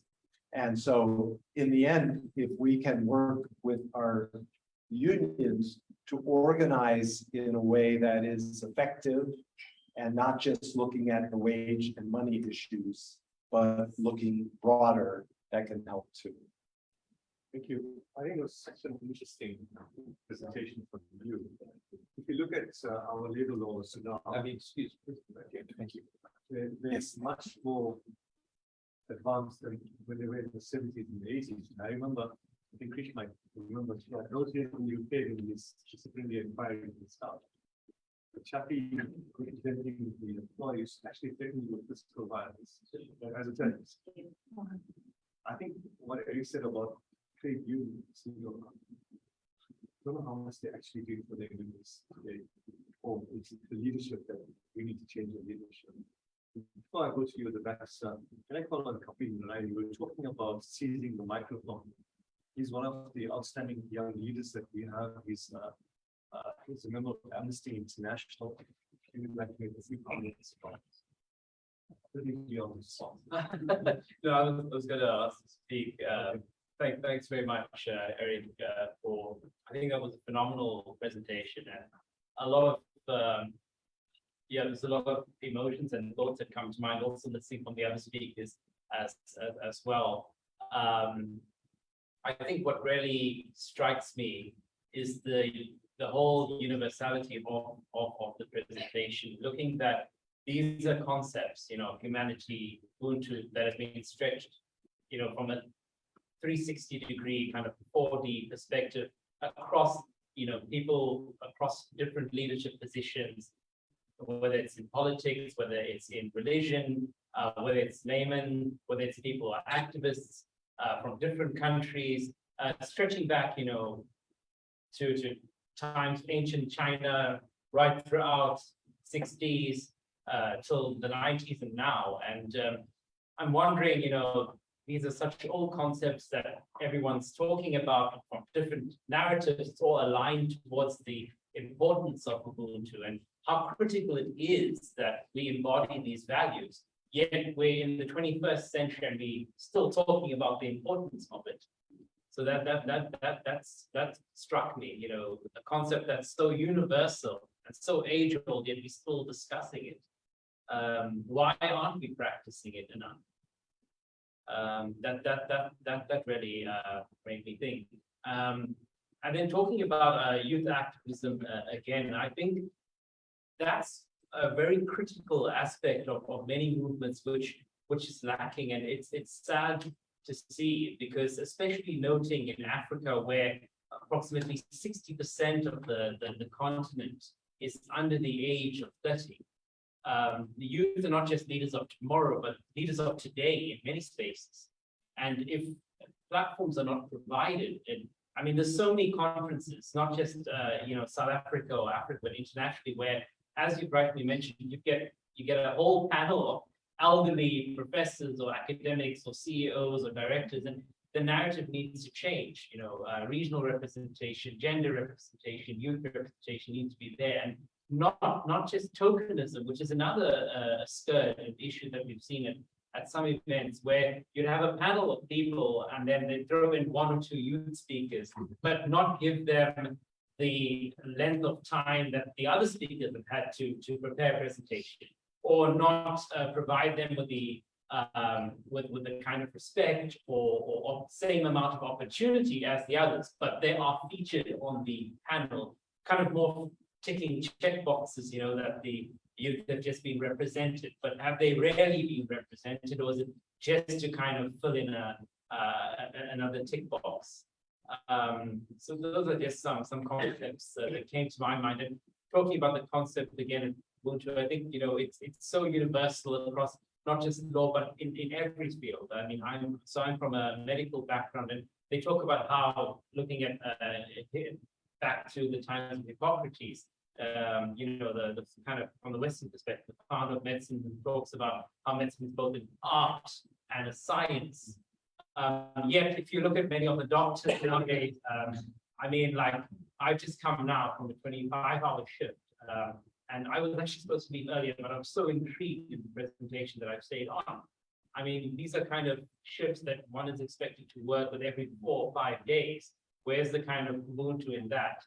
And then when you go to the morning and handing over presentations of patients that came throughout your shift to the next team, kind of decisions that we made at 4 o'clock in the morning when you never had food to eat for over 12 hours, working nonstop, kind of are being criticized by a new team that has just come in, who are freshly rested. So this concept of Ubuntu is throughout many spheres and fields, and we're wondering how we're still discussing it till now. Where did it kind of go wrong, and how can we improve that trajectory? One particular expressing you can be most one time like to respond. I think I should respond because I do want to say that we're still talking about it because the dominant corporate view of the world, and I don't mean corporate like the Archbishop was talking about versus solitary, I mean corporations. The dominant forces in our world that are controlling the institutions that we big pharmacy and around the world in different ways. These kinds of companies are still controlling the dialogue. And so we can talk about it. This is meant to more say, this is nothing new, this is there, it's all over, let's come together, how can we do this? But we're still talking about it because it is a question of power. And in the end, who has had the power in our societies? It has not been the people in that sense. It's been generally corporate power or big government. And that has been very damaging. So I think there's a reason for that. I think it has to be named. And I think we have to say the reason these are non-dominant cultures is because there's a domination culture who's based their theories on domination and control. And so that becomes that one. On the youth issue, I just want to say that we have to trust and pass on and be able to include people in substantive ways, of course. And I do want to, I'm dealing in an aging process with the notion of being an elder, and there's a role to play there too. And so how we balance that out is very essential as we all find our way going forward. And I think the trust needs to be improved, and I hope that more organizations will take that seriously. And I think your workplace comments tie into atmosphere and what she was saying, because in the end, it's how do you teach empathy? And how do you put yourself in the shoes of your colleagues, not just your patients? That's another dialogue to have within the medical professions. Gentleman at the back. I'm listening. Can I hear you? I'm listening. I am a dentist by profession, but I'm also a filmmaker. I was blessed that I lived in a lot of different around the world for a long period of time. Most of my friends that know me do not know which part since I was smiling. So I consider myself an outlier. My daughter was 22 years old with her. And I was 30 years old. So my thing is that in the last 5 years, the world has changed far more than the last 50 years. And in the last 50 years, the world has changed more since the history of man. And if we look and see who we are and what we are evolved so far in the last couple of years.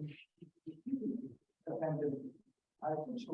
One was 16 and one was 21 during the pandemic lockdown, and they actually completely different. My son didn't care about it because he was in contact with his friend in the cycle. And so we're living in a different time. There's a law, the Miles law. I don't even know it. It was in 1920. He was an American economist, and he says, "You stand where you sit." And I think today, more than ever so, that is true. We stand in our positions, where we sit in our lives, where we come from. What has happened in South Africa is that the TRC was an amazing time, but it was only the key to ubuntu, and the key was living with. And that's where the problem was. We're living in a time now where we keep looking backward. We're moving the river. We're looking backward. We're driving forward by looking at our living world. If we cannot see our future, we cannot find our present. And this is where we are. We are stuck in this situation. The one point that I'm going to say is that right now we are in a situation like Plato's cave. Remember the allegory of Plato's cave? We're all sitting there, we tied down, we're looking forward, and what we see is the shadows that the people behind us are putting on the wall in front of us. And that is where we are at this time in South Africa. I believe that's not exist, unfortunately. That's not exist. There is no hope. You spoke about hope, and my heart hurts. You spoke about hope. There is no hope. We have to be united. In place of hope, kids are entitled to speak from their culture. They're entitled to love their roots. They're entitled to think their teachers. Unions are entitled to run down cases when they do not believe that they are one. This is who we are. We have text drivers that break every single law in traffic every single day. We are living in a time of no law. All we have is so hope does not exist anymore. Why do we know what everyone wants to do? And I think in 3 days ago, we warned some people to death. And he said in the history that unless the vanguard movement teaches us how to live in a real democracy, we will never be able to move forward. And that's fail.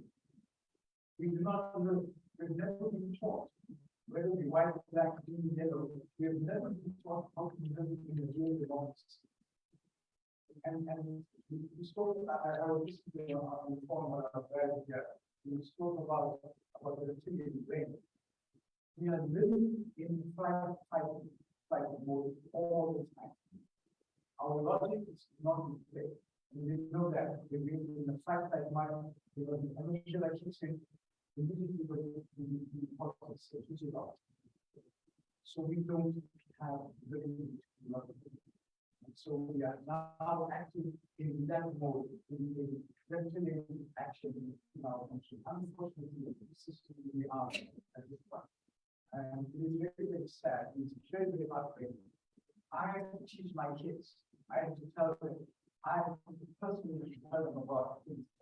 And for me, another very important day is 23rd of September, was the day that Kastubha went to jail in South Africa. And what did she do when she went to jail? She fought for women and she how to be, how to write, how to speak. That's what she did. And I think that's, I follow Kastubha. And we completely ignore that, those things. And those are the things that we need to share. We have great ideas about what to do, but it doesn't exist in the real world because it's too big. It's an amazing concept. We are. That's who we are. We are the whole species. We know universe. Thank you. Thank you. I was thinking, I was this have a lot of hope. Finally. Really, thank you. Yeah, I think that I think it's good to have that as a benchmark that we are as a society not very versed in making change, and entitlement is a big issue that you spoke of. But it seems to me that this is why I tried to anchor my Ubuntu talk in Ubuntu principles, because skill sets are what's needed, just as you spoke in prison and other situations. The way people, there's a massive education that's going to have to take place. This is why it's probably a generation of change that needs to happen, is because we have to apply these, learn to listen. We have to learn to have empathy beyond just ourselves. And in our country, with President Donald Trump, it was very difficult because he was such a narcissist and so focused on himself and living in that vein that truth did not matter. Things did not matter. And we are now emerging from that to some extent, but the damage is there. And my heart aches for your despair in that, because it isn't. We have to make it work on the micro level as well as the macro. And your despair is kind of on the macro, because in the micro level of just looking at a situation, like the starfish story of the guy on the beach, this little kid, and all these starfish are washed up on the beach, hundreds and thousands of them, hundreds of them. And this elderly man walks by and sees the young man throwing one into the water, back in the water. And he asks him, why do you, how can you do that? Look, there's so many up here. They're all going to die.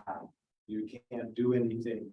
And he picks up, the little boy picks up one more and he says, it matters to that one. And he throws that one in. And that story has always moved me, because we also have to live from that point each day and learn those skills that are needed. But we need to revamp our institutions. That's a big undertaking, and it needs to come from the essence of our humanity, however you characterize it. And I think that undertaking will take some decades to implement, but it matters to that one, and we can find our ways to do that. That's how we, as activists and progressives and others who work on an issue, survive. Otherwise, we would all go into despair to such a degree we would be paralyzed, and that serves no one. And so, yeah. Can we have some contributions, please, from the youngsters before I go to the seniors? Anybody wants to make some contribution? Any comment?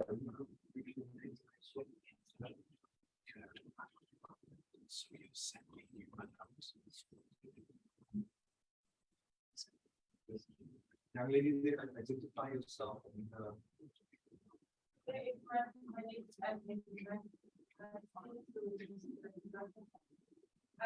had a little testimony before the the differences that you had and told me about my opinion about the meetings that they had. But the main point that I was meaning to like getting into knowledge or solutions about was like who do we have this conversation with was the main thing I was saying was that we have these conversations amongst ourselves, in the educated ones. Sometimes it's not a conversation that we have every day, but we have this conversation often with people who are educated in these kinds of spaces where we have this conversation from primary school, high school, university, and now even post university, but it's always with the same people. And not to say that we don't have the problem that there is a society in place, but we are only a sample of society and a very small sample at that. So my question to Mr. Sirotkin was, how do we take this conversation back home? Like, how do I, with this everything that I was so enriched with what I heard today from Mr. Sirotkin's presentation. How do I pack it and take it back home and share it with everyone else? How do I take it? Because I'm at my granny's right now, it's in India. So how do I take this conversation, every point that you heard here and all of the comments that you heard, how do I pack them and take them home and teach them to, people who are essentially the masses, because we are a very small sector of society, educated people as professionals. We have dentists, we have lawyers, all people in high positions, and people where I come from and where I'm going right now are people who look up at us and also feel as if we look down on them, even though we do not.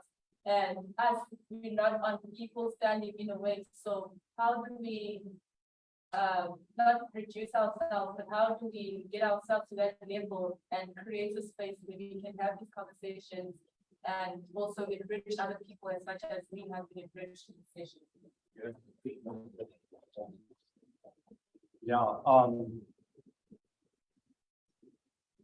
One of the things we can do is when we learn a skill like around the notion of active listening, we have to listen to our communities. We have to be there to listen and to reflect back.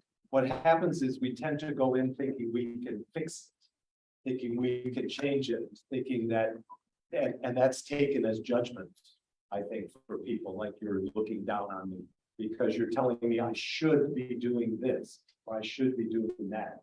But when it's when we go and we ask opinions on things, or when we go in to just hear someone struggle, and we name that, and we have the power of feelings to be able to say, you must, that must have been made you very afraid, that must have been sad, that kind of thing.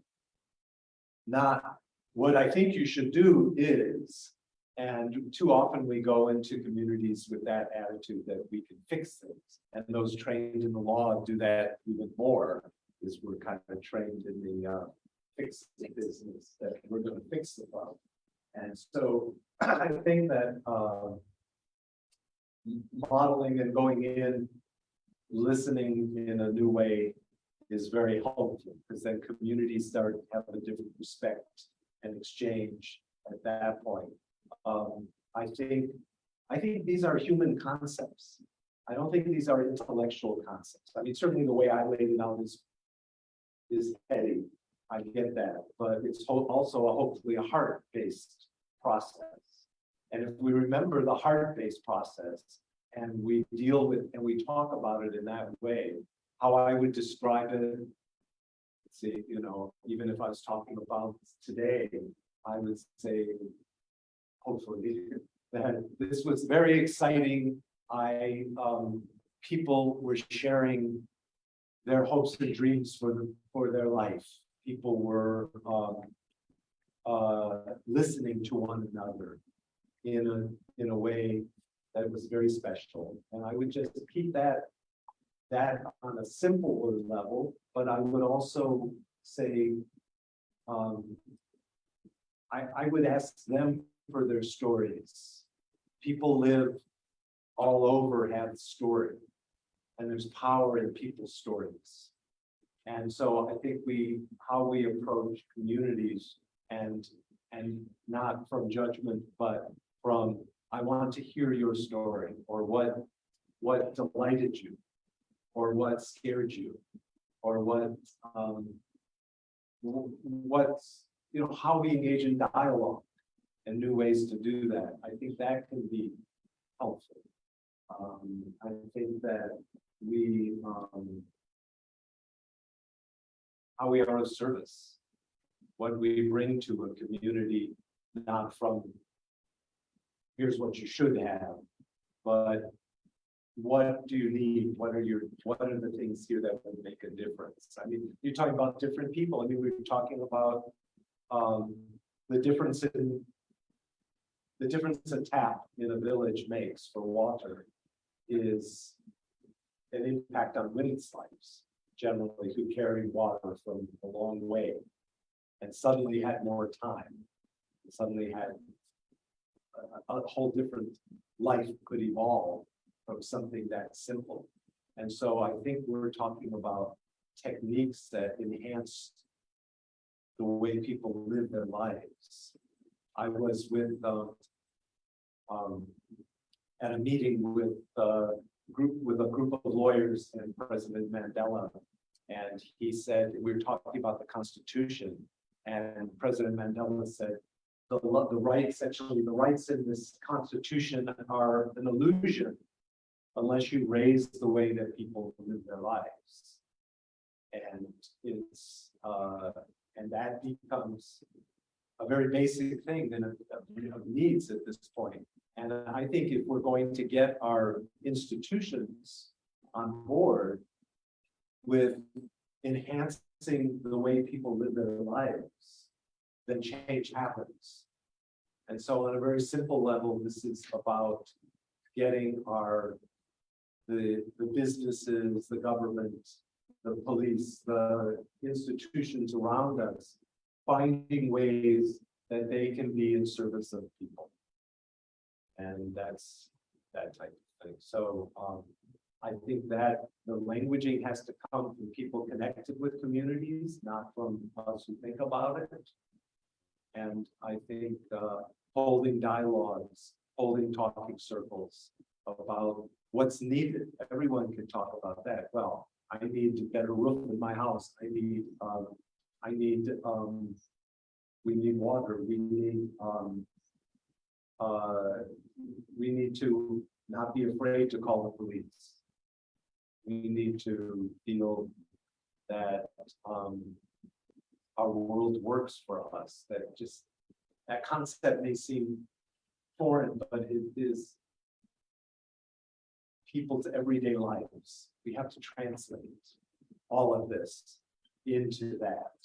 So I look forward to continuing that dialogue so that we can, because when it does, everybody gets it. Because it's either the essence of being human or it's not. And I think what's shown historically in cultures and otherwise is it is about who we are as heart people. We're not aggressors who are at war with everyone and angry as our natural essence. Our natural essence is cooperation and community. How to make that work is going to take it being in terms that people can relate to. So I think if you can serve as a bridge between that, people you know, family, community, and no matter how you get trained and you become a professional, serving as that bridge, being the listener, having the active ear, not being the fixer, but including them in dialogue, then I think that helps. From my side, I don't remember one of the meetings we had when we set up the student chapter. I was saying that we want to train the boys to have a conscience. And I was saying that you must go back to the community, the mosques, and the churches, etc., and contribute to the running of these organizations, social organizations. But you can't stand on platforms and such, no matter how noble this is, and say, this is what important now.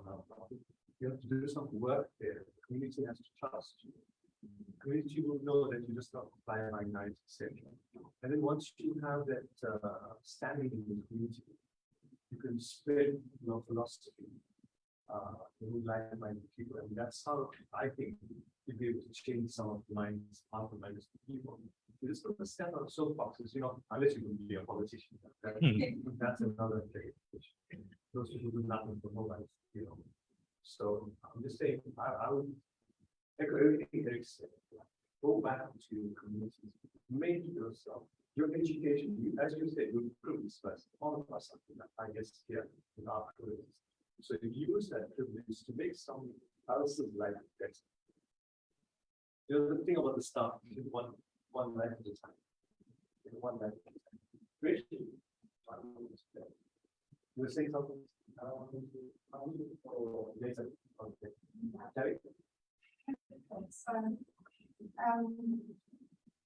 Context probably wrong. How do we go about bringing the research? How do you go about imparting what you learn to people? Well, Sheena for years used to run coffee mornings, and we just invite 10 people from the community in the coffee morning. Also, I've taught mediation for many years in assistance to Sheena. And at one stage, I've just had an operation, and Sheena kindly allowed me to post mediation training from my home. And it was a marvelous experience. Everyone squeezed around my rather small dining room table, and I would do the cooking, I would do the washing up, and we would just speak mediation. And in those breaks, in those times of inviting people to share, we had the most marvelous connections. So start small and invite 5 people around, or invite me to the community space, coffee shop, church coffee shop, any space. So that would be. Although I think it's a bad space, 5 people. Learning a lot from the I would say that I often think that myself, am I doing enough? Have I learned enough to share? And I think a lot of students feel that way. Me coming from, you may look at me as a chair of Nadia, but it's actually very big shoes I have to fill, because I am filling Raj Badal's shoes. And imagine the experience that he has, and before him there's Christian and there's Zach Yakub. And I was telling Eric the other day that I feel that I'm just not on their level. So I cannot give as much as they do. But you can always give the maximum that you have. So in my community, I'm the only lawyer in the area. I live in a very small area in the South House. And I've been here for about 20 years practicing law. But in that 20 years, I still, my law practice takes up 10% of the time I spent in the office. The 90%, and Raj will agree with this, goes towards giving back to the community.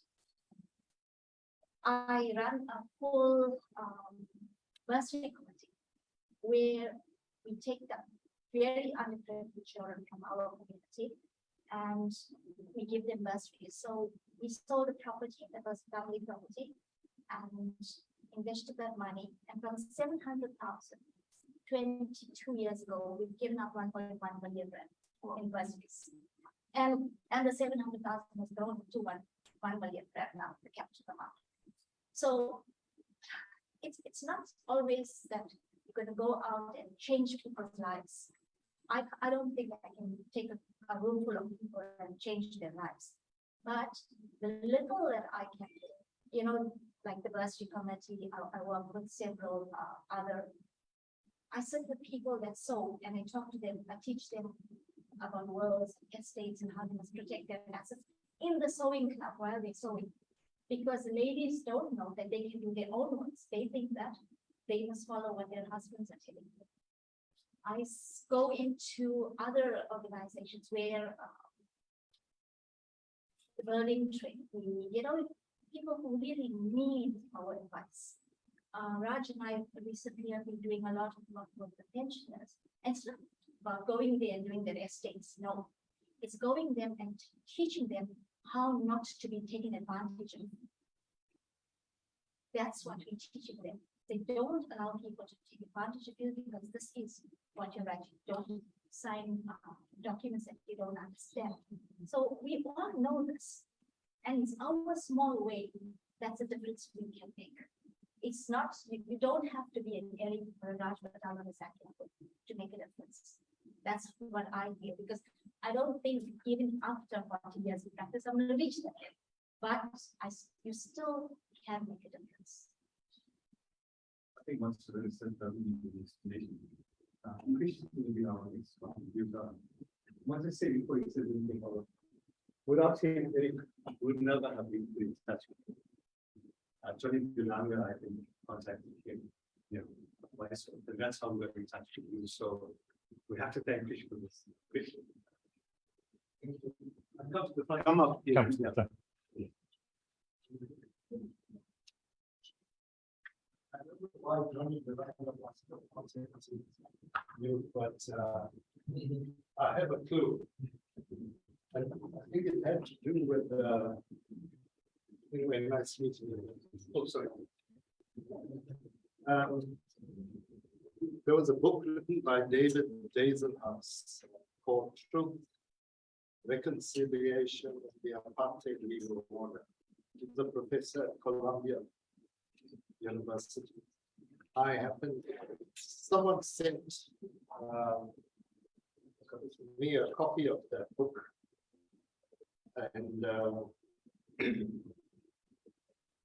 And I discovered there that David spoke about his research and study of the TRC.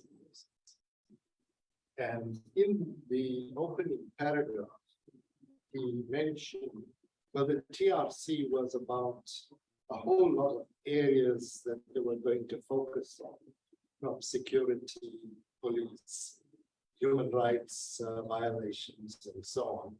And Bishop Tutu and his commission were dealing with it in a piecemeal way. Eric, please sit, because I have a bad reputation for talking too long. Raj will stop. How much one year?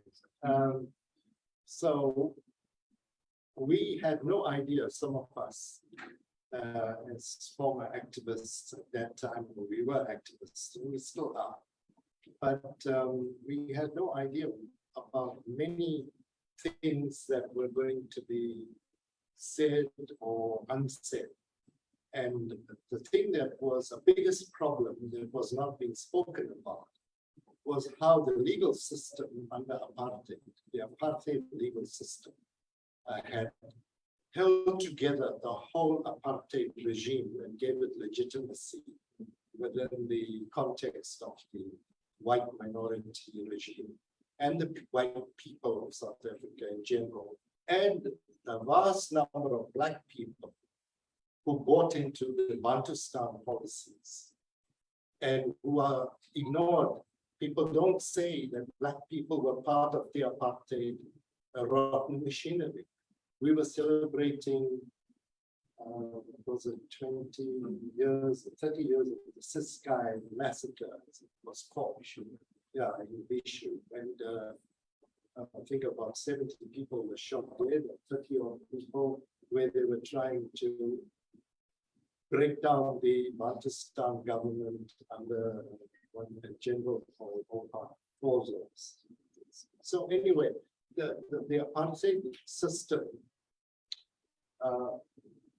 was under scrutiny under the TRC, but the focus, nobody wanted to tread on the toes of the legal system. And I remember getting worried because they were going from province to province and said, right, we've got 10 days here, 10 days, and then we're going to be finished. And so in Durban, I put up a presentation. If I can pick it up, this is what David Dazenhouse said in his book. And he said that in late the judicial dilemmas, the tales of disempowerment under that chapter and the question was, he poses the question to go or not to go. In late 1996, Krish Govender, a human rights lawyer, made a submission at a victim hearing using the TRC standard form. He filled in under victim the South African people. That's I call them, because I was not going there as an individual. And under the nature of violation, injustice, my response was the injustice under the apartheid judiciary. And so David says that it was this submission which began the debate, which led to the decision to hold a legal hearing.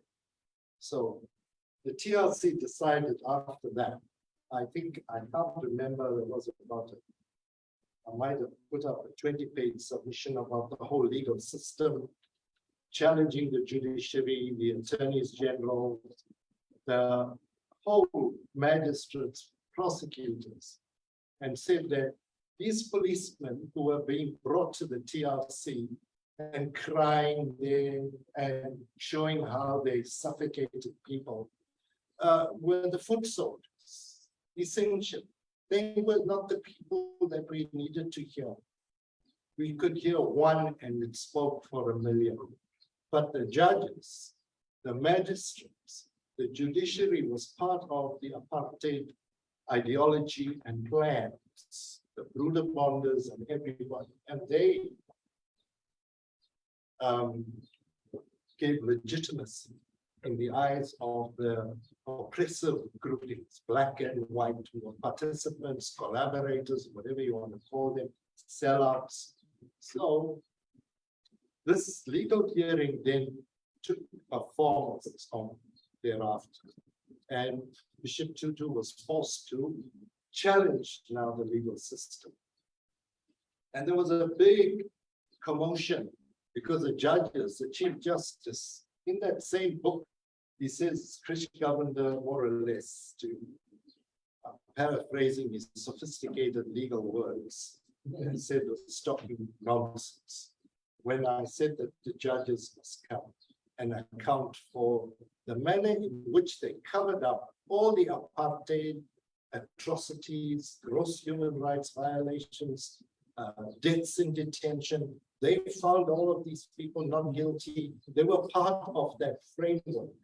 And if they did not give protection to these foot soldiers and all the other agents of apartheid, the politicians, we would not have had apartheid going so far as it did. And they were sitting very comfortably without any challenge or nobody dared even ask them, you, Judge Howard, you said Mr. Gludi was a trade union activist, was murdered in Durban here at the CR spot square by a Captain Taylor.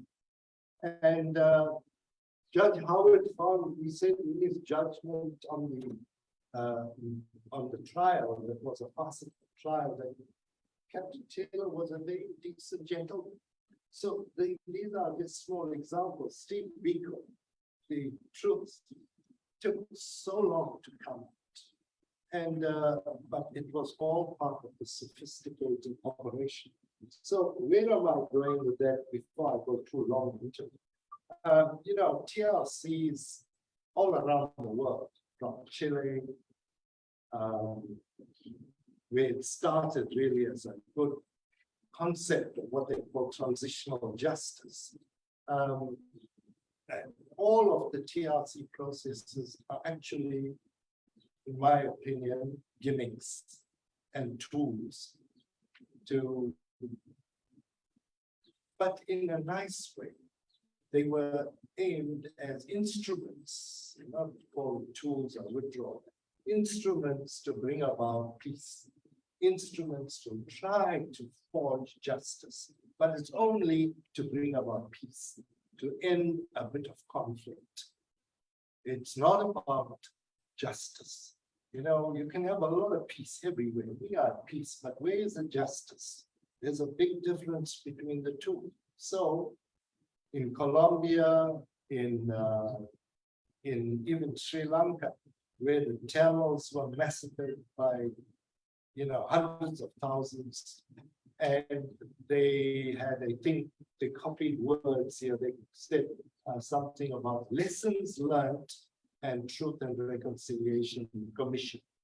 You know, everybody's playing with words. At the moment, there's a big crisis in about the TRC issues in Northern Ireland, where some of us are trying to work with some of our friends and comrades there to find a way during this transition that everybody's not here talking about it, but Britain is still trying to put its foot on the Northern Ireland question and the Catholic struggle, which was broadly a struggle against British colonialism. It wasn't just about Catholics, but it was a symbol. It's like how Black people here rose up against whites, but these are symbolic terms. So there's everywhere there, it ends with what is called transitional justice, where they use the TRC processes as a means to just bring about an end to conflict. But the truth, the real effects don't get to the logical conclusion. And I'll just end on this important point. When the Second World War, as it was called, ended, we had the Nuremberg trials, and that was the basis upon which you could bring all the serious perpetrators to justice. But even that was an instrument that was used to give a facade of holding people accountable for the Holocaust, for the murder of not just Jews, but activists, trade unions, workers, communists in particular, people who happen to have, different gender. If you were homosexual, you were put into jail. And that is the fascist thinking that went on. So the Nuremberg trials were held, and judges were put on trial only because you had a simple situation of what I call a victor and a vanquished. Like a war that was won, and there was a winner and a loser. So the winner, as they often say, rewrites history.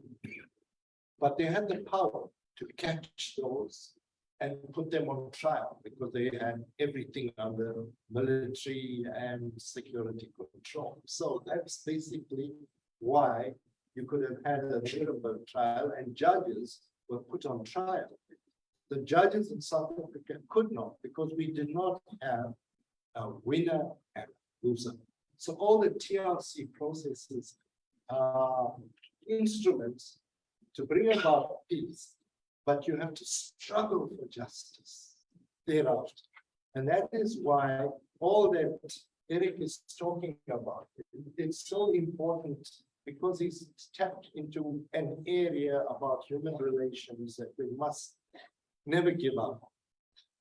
Our friend Eusebius there raised the real hopelessness situation, hopelessness, good and bad, and there's nothing, entitlement, all those words, They're all losing concepts. They tell us we did.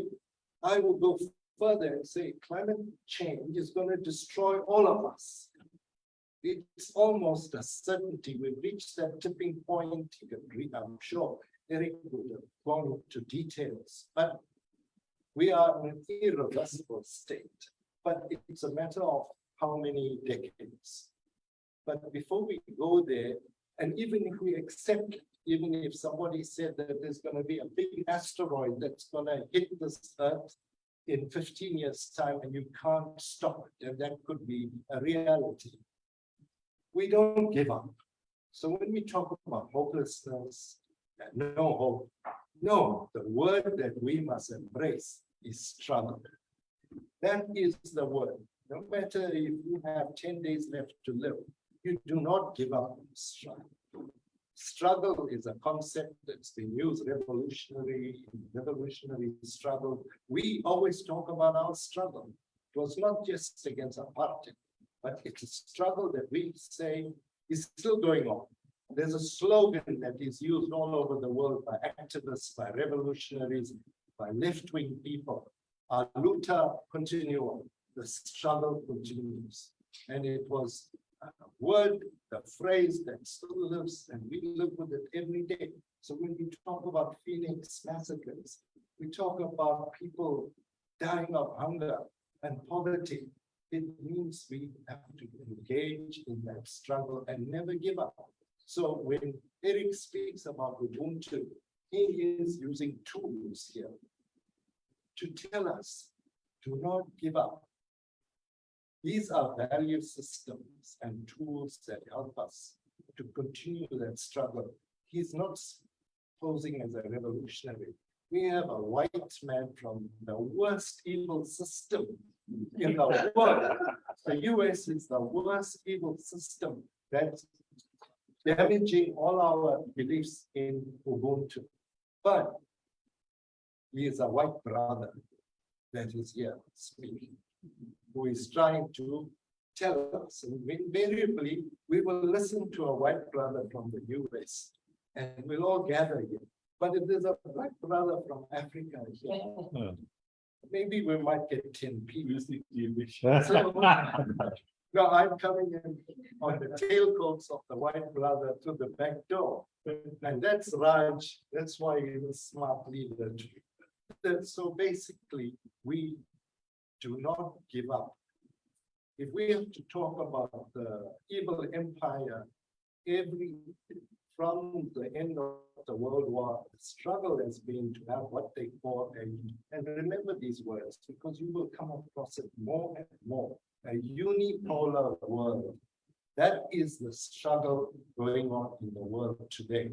The struggle for a unipolar world, and it's not a struggle. We are struggling against that unipolar world. All of us, the good people that are fighting for just struggles. The forces of evil want a unipolar world, and the US is regarded as the leader of that.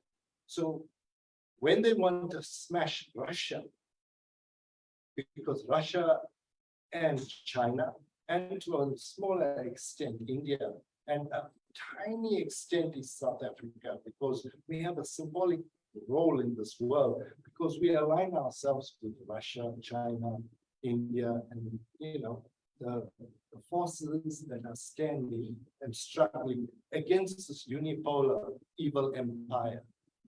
So that is the struggle in the world at the moment, and everything that comes up. Ukraine is a tool for that unipolar force against Russia, and of course the spillover is going to be on China and all of us in Africa.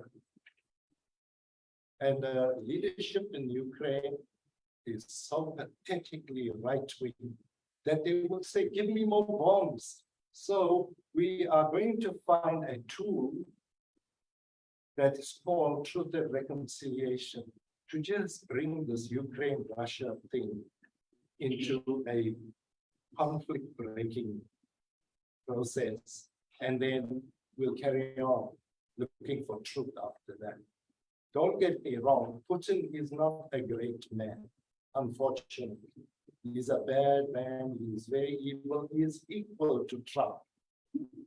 So on that note, I'll just stop and say, we must thank Eric. You are, we get both of thanks, Lisa, but Yeah. but we didn't give you a very special gift now. Yes. And Oh, that's a lot. That's real. Chris has done this. So, yeah, this is a very special gift. And Chris is one of the contributors in the book, and I think before you give it to you, please make it available. Yeah. Title. Eric, this is a book that was in desperation, long overdue, that people felt a lot of our history of Nadal and the struggle against apartheid, which was carried by the real masses of the people, the trade unionists, and all the other activists. But there was a significant role played by lawyers because we were fighting the apartheid legal system, which needed them to cover up for all the atrocities. And many of our lawyers were people who acted for freedom fighters and the leaders of the underground. And some of the lawyers were killed too, like in other struggles around the world. And so before many more died, they said, let's get contributions from, I think there may have been about 20 lawyers here who wrote their observations. Not everything is 100% correct, but it's a subjective perspective of many of the contributors. But it's good, interesting information about many things. So there are people like Silas Nkanu, Esa Musa, Linda Zama, Zach Yakub, Doc Somialo was a judge president in the Eastern Cape. Siraj Desai was a retired judge. So there's quite a few people here. My name features somewhere here too. Johnny DeLanga, you see, he also wrote, now Johnny and I are old comrades.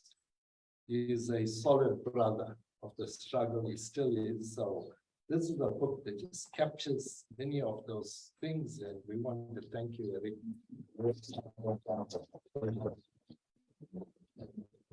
Deliver the official, deliver the official vote of thanks upon your members. Yeah, thank you, Chris. By the way, Krish, this is a brother from the US with Russian background. Yeah. Great sense. Spasibo. Ladies and gentlemen, I've been given the pleasure to actually move the vote of thanks.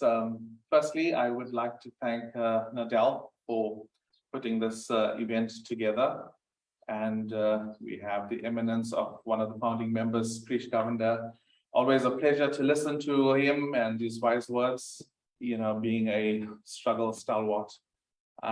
Most of us don't know about struggle, but the thing is we profess to be fighting the struggle. To have EXCO member here, Raj Badal, and the chair for Durban and Coastal of Nadal, Savera Maraj, student chapter chairperson also here in our midst. And then I would like to say thank you to IEE Varsity College for availing this venue for us today, and also for providing the refreshments. I think Cindy also contributed to that. And then last but not least, our keynote speaker, Eric Sirotkin, who I had the pleasure of breaking bread with on Wednesday. You know, prior to this presentation, I was thinking, you know, I had my doubts about what an American from New Mexico would make this epic journey, traveling thousands of miles to come and deliver a concept, a presentation about a concept that is very African or South African. And I was actually blown away by that presentation, you know, a lot of time, a lot of years. And I didn't quite, you know, when we were sitting on Wednesday and having dinner, I didn't think, you know, that I was in the midst of such a great man. The people that he had photographs with, you know, it just blew me away, right? And the thing is, I don't think he's professing to change the world, but I mean, embracing the principle that is basically out here spreading, will actually contribute. When you spoke about that 5 men in Iraq with America out of Iraq, it's about making the impact or the difference to one person. So if each of us does that by making that impact to one person, I don't think he wants to change the world, but obviously make it a better place.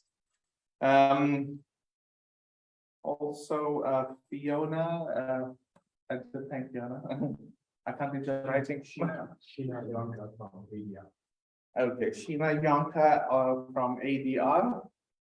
And yeah, that's the story.